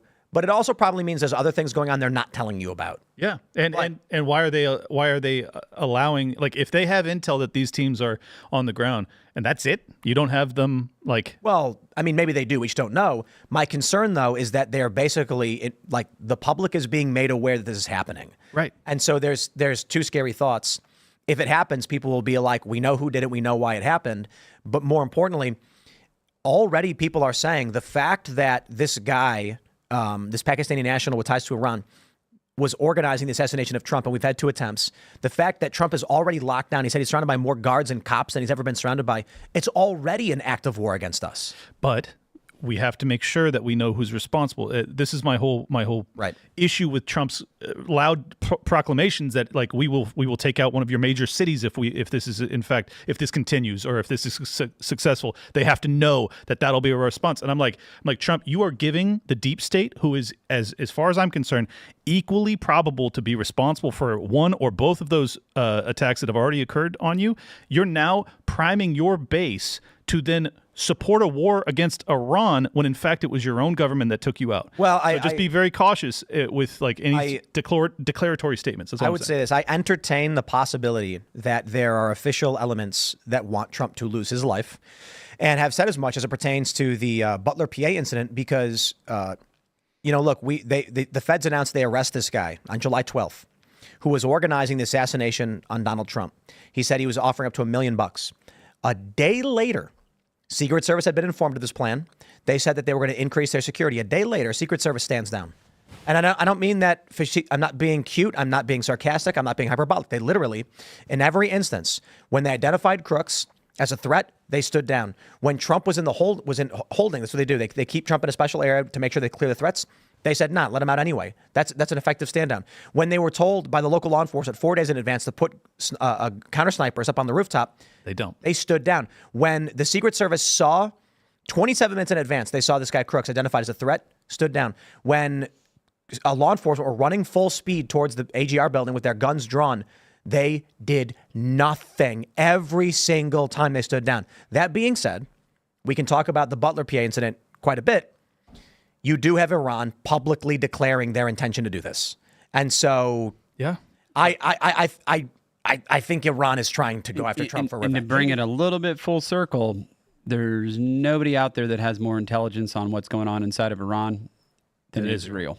Yep. I'm sure you're right. It's either Israel or CIA. Yeah. Let's go to Super Chats. Smash that like button, subscribe to this channel, share the show with your friends. Become a member at timcast.com, and make sure you go to that rally. The what's it called? The anti-war rally tomorrow? Resist or something? In the Damn Wars is tomorrow, and Rescue the Republic is Sunday.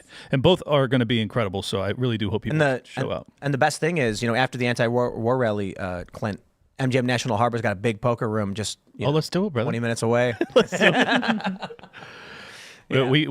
Tim's got VIP passes to both events, so hopefully he'll be at one. I was asked to speak at one, but I can't. No, they don't want you to speak anymore. This is just they took it away. They took away. No. Honestly, I was supposed to speak. He was supposed to speak, and they're like, "You guys just come in, do a podcast thing and just have fun, So we're just So you don't have to speak. You're not just stressful VIP at all anymore. Invite.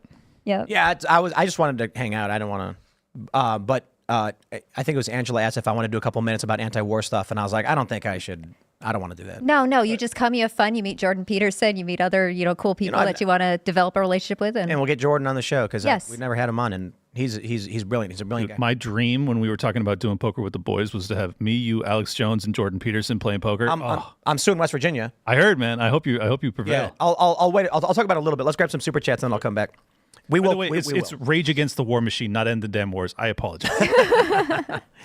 All right, well, let's grab some. We got Barely a Millennial saying, if people can vote now, they should be counting and showing us a running tally now.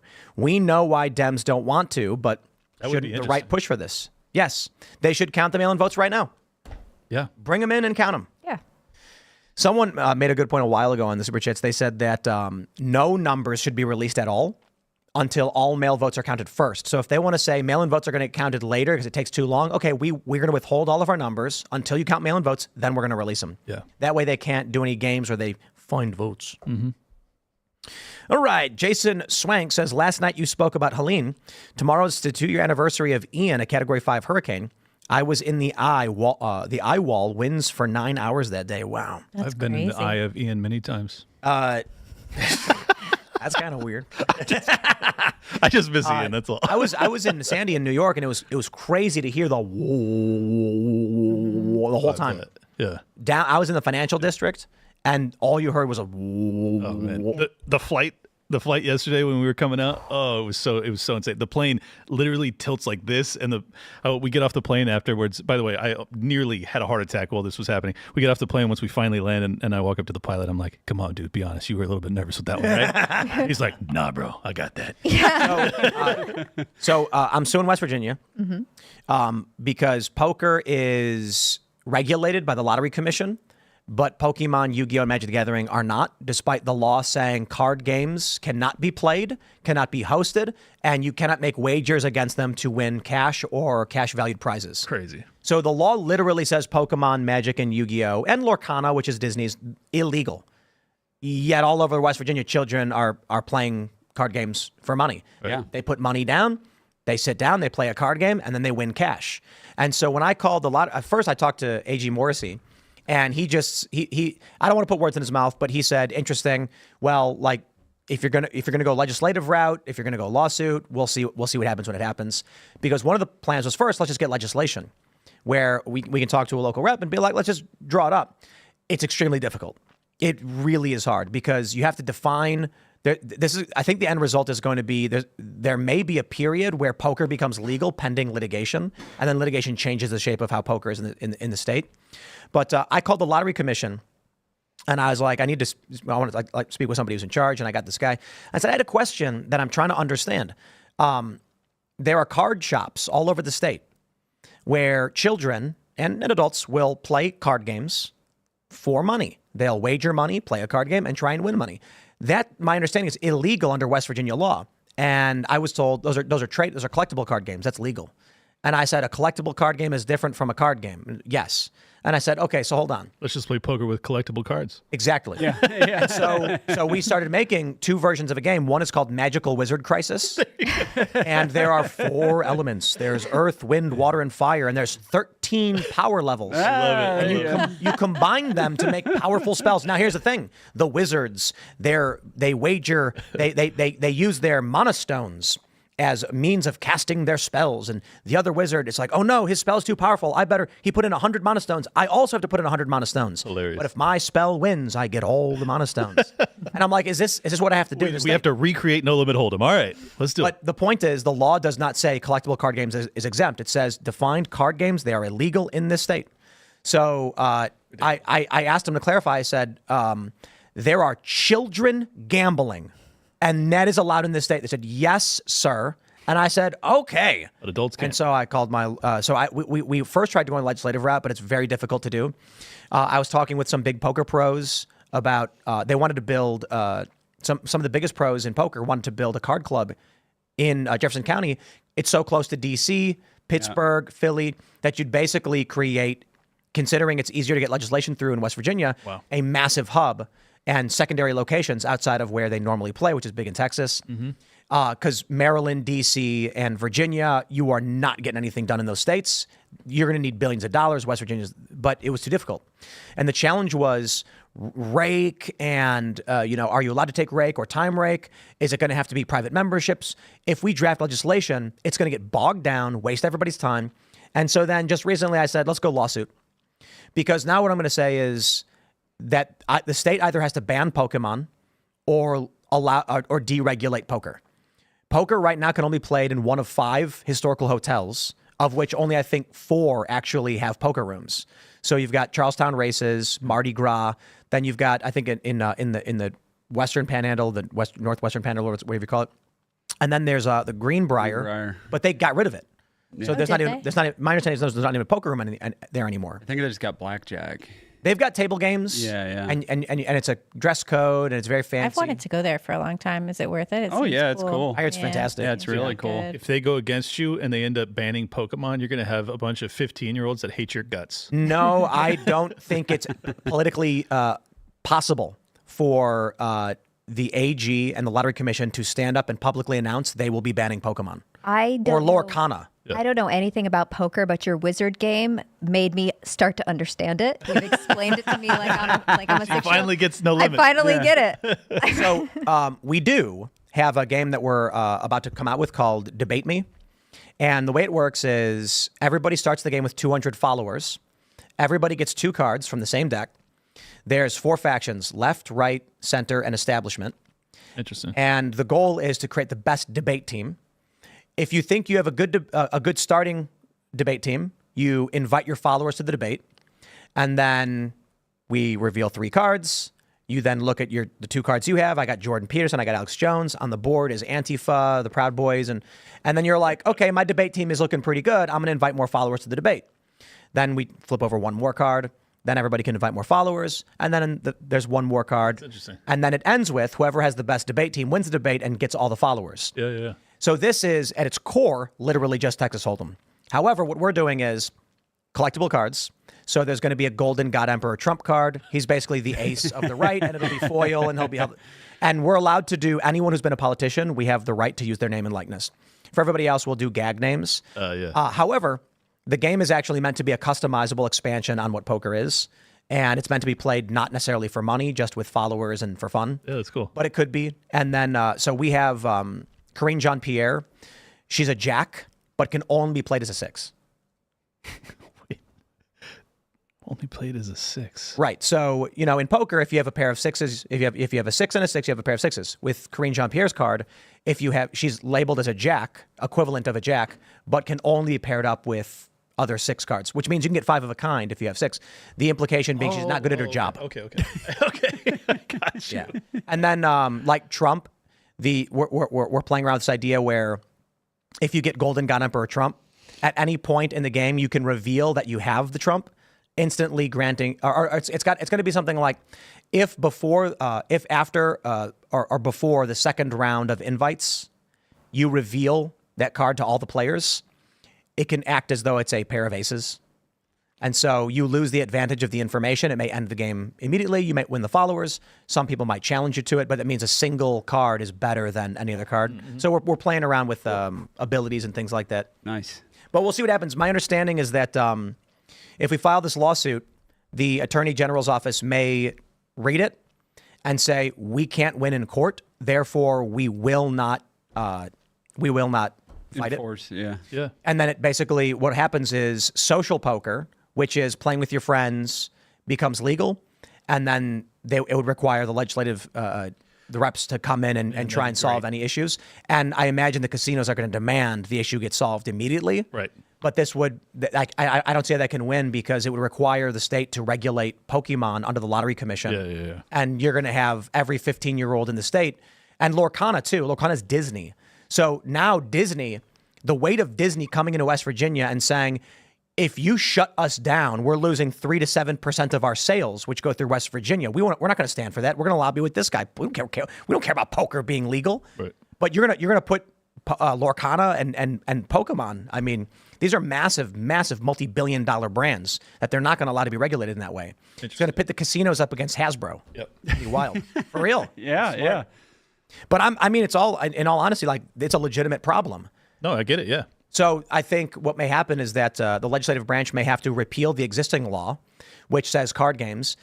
It could be simple that within a year they just say any trading card game for any company is excluded. The problem then becomes, okay, Debate Me is released and now we're playing poker in the middle of the street, but we got Alex Jones instead of an ace. Right. It's meaningless. Right. You can't separate. You can't do it. All right, we got to grab a couple more super hits. I've been ranting. Put a Girl On says, happy 700 to Pop Culture Crisis. Brett and Mary, let's go. My friends, you really got to subscribe to Pop Culture Crisis. You can go to popculturecrisis.com.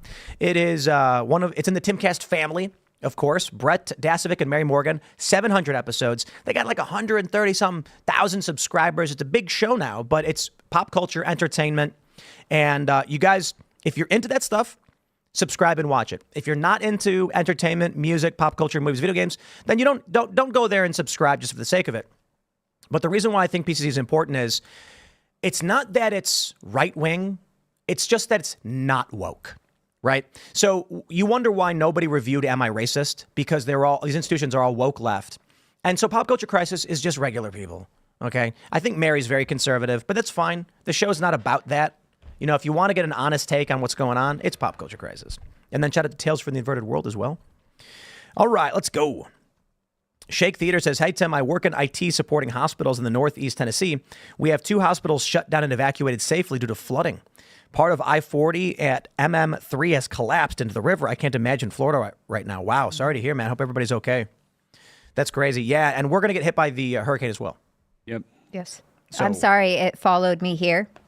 My Thanks. apologies. It could have went west. Brought it up here. Yeah. It could have went west. It could have. And it decided to turn around and come straight up, and it's going to slam into Appalachia. Yep. So I'm glad my family was out of the direct path, but right in the Big Bend got just obliterated. There was actually a sheriff of that central county where it really got hit. It said, listen, I know a lot of you are going to stick around and try to wait it out, but write your name and your birthday. Like, we need to be able to identify you. Write it with a permanent marker on your arm because you're not getting out of this.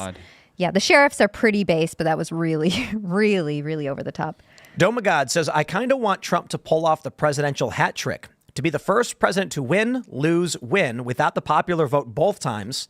No other president has won the second term without the popular vote, even Grover Cleveland. Trump is the first sitting president to gain votes and lose. Yeah.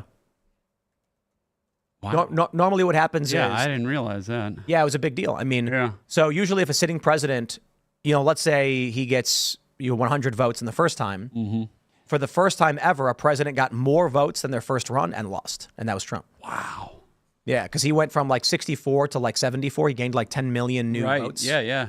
But Democrats got that procedural game. You know what I mean? They know how to get the mail-in ballots. And Republicans. And if I remember correctly, it's the second most votes anybody's ever gotten. It's the most votes a sitting president has ever gotten. Yeah. And it's the second most vote a candidate has ever gotten. Wow. And to win by, to gain such a large percentage of votes and still lose is wild, to say the least. Yeah, well, quick shout out though to Watley, who's the new chairman of the RNC. This guy has lawyers on the ground like crazy. Go look at his work in North Carolina when he put 5 lawyers in every county around the state of North Carolina. It really miraculously, the Republicans picked up seats when votes were getting casted correctly. All right, Zod says, when it comes to Springfield, you need to look into the properties that the migrants are occupying. Mayor Rob Rue owns Littleton Properties of Springfield, LLC. I'm sure there's a lot of wheels getting greased in a poor town. Indeed. Yeah, and someone else is mentioning Logan Town again. I guess they're having a scandal now. It popped up in a super chat. Yeah, and that was yesterday. I started looking into that, and there have been concerns about migration in that town. They're eating the dogs. They're eating the cats. Are they eating the dogs and the cats? I don't know if they're eating the dogs and the cats, but I think that speaks to the concerns about assimilation. Eat the cat. Eat the cat. Have you heard the song? Hey, hold on a second. Why did Seamus kill me? Did you guys watch the Freedom Tunes? No. Hey, Seamus, this was absolutely arbitrary. Just in the middle of the episode, I get shot. What? Are you his Kenny? It's because you besmirched his good name with the whole spoon stealing thing. So. So cat. he made a cartoon. This is Freedom Tunes, by the way, where it was if Kamala had survived an assassination attempt, and like all the press are saying how brave she is and everything, and then abruptly and randomly they're like, we should ban Tim Pool from living, and then it just shows me and I'm sitting here and I go bang, and I was like, what? Seamus? Seamus is sitting there laughing like Judas. Judas. All right. Let's grab, what do we got here? Korowag says the building Libby was talking about is night and day if you search for the interiors of McDonald's from the 90s and now side by side. Well, I'll tell you one thing that's scary. Somebody posted a meme and it said, when did we go from this to this? And it was the McDonald's to the play place to a sterile McDonald's. And I was like, when y'all stopped having kids. Yep. Exactly. The market provides. Yep. It's a good point. Okay, this is a good one. The Truth A says the U.S. went from a melting pot and became a chamber pot. Nailed it. That's beautiful. Yeah, I know, That's but art. it sucks. It does suck. I don't want to do that. No, don't want to be that. No, we don't. Nah. All right, here we go. Berkeley Bossard says, had to drive from Youngstown to Martinsburg today and then drove back. Could have used a freshly brewed Timcast coffee. Well, hopefully next time. We're getting there. And we're going to be doing this big election party. And so I don't know if you're going to be around. I am coming by it. Oh, that's I will right. Be there. Yep. Perfect. Yeah, after you win and you do your thing. And so we're doing Where's it going to be? in Martinsburg. Oh, it's going to be there. Great. Yeah, it's members only. So what we're doing is there's going to be tickets. It's going to be for elite members first. They're going to get a week to decide if they want to buy the tickets. And I imagine it'll probably sell out then for elite members. Because we're only doing 30 tickets because it's limited space and it's meant to be a private party, not a big public event. We originally wanted to do a big public event. The problem is no one's going to sit in a theater for 9 hours or whatever. Right. We can't do it. And because it's going to be all election day tracking the polls, that we're going to be live from like 5 to 2 a.m., rotating guests, hanging out, whoever feels like coming in. So we did in the last election. And it'll be fun. I think we're doing I don't know if I should say this. I'm supposed to, but we're going to do a crossover with Crowder. So I'll be, I'm going to do nice. Cool. Yeah, Crowder's we're going to call in and join each other's shows and we're going to talk. It's going to be fun. And then we have a couple other shows. It's going to be wild. It's going to be a big party. And we're going to have food, catering. We will probably play Magic the Gathering. I imagine that will be a big thing because right next door is a Magic the Gathering collectors. Oh, yeah, that's right. Mamba. Yeah. Yeah, those guys are really cool. Mamba Collectibles, shout out. Shameless plug. Luke Radowski and myself, we've been doing crossovers during big events we'll have Roger Stone in studio and we will go live with Alex Jones and his team over at InfoWars and do basically a simulcast. It's really But neat. not next month. No. I'm not conflicting with yours. I'm just No. I'm saying you won't be able to next month. Oh, let's Yes. Don't make it sad, man. Because they're shutting Alex Jones. I know. Yep. I'm kidding, though. You can never stop Alex Jones. No, Like, some 7-year-old kid's going to pull out a cell phone and Alex is going to rant and he's going to go viral. Alex is welcome to come and move in with me, and we'll record and go live every night. I don't care, man. All right. Scrody Johnson says, we are in a recession and it's going to get worse. Stellantis is trying to move Dodge Durango production to Mexico, breaking UAW negotiations, causing a major strike. And there's also rumors BYD bid is eyeing Chrysler to break in. This is what you get with the Camilleros. Cilantro Industrial Complex says, could you reach out to Snake Farm or have Boonies get Riley Moore a guest elected official board? Happy Friday. What are the restrictions on that? If we made a board that was like a Riley Moore guest board, but you didn't receive anything from it? Yeah, you can do that. But there's no benefit to having your name? Like, I don't know. I mean, other than my dream since I've been 12, yes. Well, like I guess it's the same thing we do the cards. You're a public figure. We're allowed to use your likeness. Yeah, and allowed to use the likeness. Oh, we should totally do that then. Yes! Dream accomplished. The member of Congress has a pro board. He does not benefit from it in any way and makes my company money. I think that one would sell like hotcakes, to be honest. Oh, it'd be awesome. Especially when I'd have to take down pictures at my house. My wife will hate it, and I'm just going to put boards up everywhere. Well, I'll buy most of them. You know, look, we'll see how it goes, but we're all pretty much expecting you to be hanging out with Massey every day. Yeah.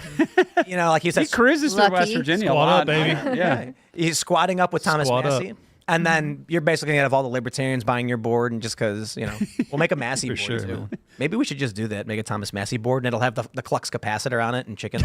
Perfect. One of the boards we're releasing soon is the 20th Amendment, which states chickens being necessary to the security of a free state. The right of the people to keep, bear, and breed chickens shall not be infringed. I like it. And what's funny is a bunch of states are recognizing this now. Arizona, I think, just passed a law saying you cannot ban chicken ownership. That's right. Nice. So in cities, they ban chickens. Really? And, yeah, because they're like, oh, we don't want the animals. You roosters are yelling. And Arizona was like, you can't do this. People have a right. And I think People have a right to grow food. Yep. And I food freedom would- is yeah. I would ask Yeah. you, Josie, I believe that there is you don't need a 20th Amendment from this. You just need the Supreme Court to rule on the Third Amendment, which the Third Amendment's greater interpretation is the government has no right to restrict you on your property or to interfere with your rights. I believe the right to grow and develop your own food is included in that. I don't know if you'd Dude, agree. I love it. That means I like that extension. I'm not going to argue that extension to that. Yeah. that would So- basically get rid of all zoning laws too. You know, the Third necessarily. Amendment. The Third Amendment has never been ruled on by the Supreme Court, so I think that this will be a good opportunity to do that. So the Third Amendment is no quartering, but the broader argument that scholars have brought up is, like with free speech or with Second Amendment, there's the country evolves, and the true intention of the Third Amendment is that you are secure in your home from government interference, which should mean that to a certain degree, there's greater freedoms within your own property to do what you need to do to live your life, pursue happiness, etc. That would be pretty interesting, though they do regulate guns, so they'd still have zoning laws. Yep. All right, everybody, smash that like button, subscribe to this channel, share the show with everyone you know. It's the best show. Everyone agrees. At least that's what I've been told. You become a member at timcast.com to support our work. You can follow me on X and Instagram at Timcast. Riley, do you want to shout anything out? Yeah, so I'm going to be in Pennsylvania tomorrow with Senator J.D. Vance campaigning. We're going I'm to gonna come on the show. Yeah, we're going to. I will. I want to see him tomorrow. with him. I'm going to see him tomorrow. So we're going to be in Monroeville, right outside of Pittsburgh. We're going to win Pennsylvania. And you can follow me at Riley Moore WV on Twitter, Instagram, Facebook, all that stuff. At Liberty Lockpot on X. If you want to support my work, subscribe there. I'll follow you back. Liberty Lockdown is the show. It's on YouTube and everywhere else. And if you haven't subscribed by now, you're a real piece of work. Just being honest with you. I also do all one word, We Are Change on Rumble. Luke and I go live 3 nights a week over there. And I also do Tower Gang, which you should never, ever watch. And we got Josie, which everybody already follows on X, but you should follow her if you haven't. I'm Josie. I'm TRHL official over on X, and you can go ahead and follow me over there, or you can become a member at timcast.com and help support our work here, or you can watch my show, Spaces with Josie. I have Dinesh D'Souza on with me next week, and the following week I have Ian Carroll, which is going to be a really fun show. I'm Libby Emmons. I'm with the Post Millennial and humanevents.com. And you can check out my newsletter if you want. It's thepostmillennial.com/Libby. Thanks. We will see all of you tomorrow at Rage Against the War Machine in Washington, D.C. Let's go. Thanks for hanging out.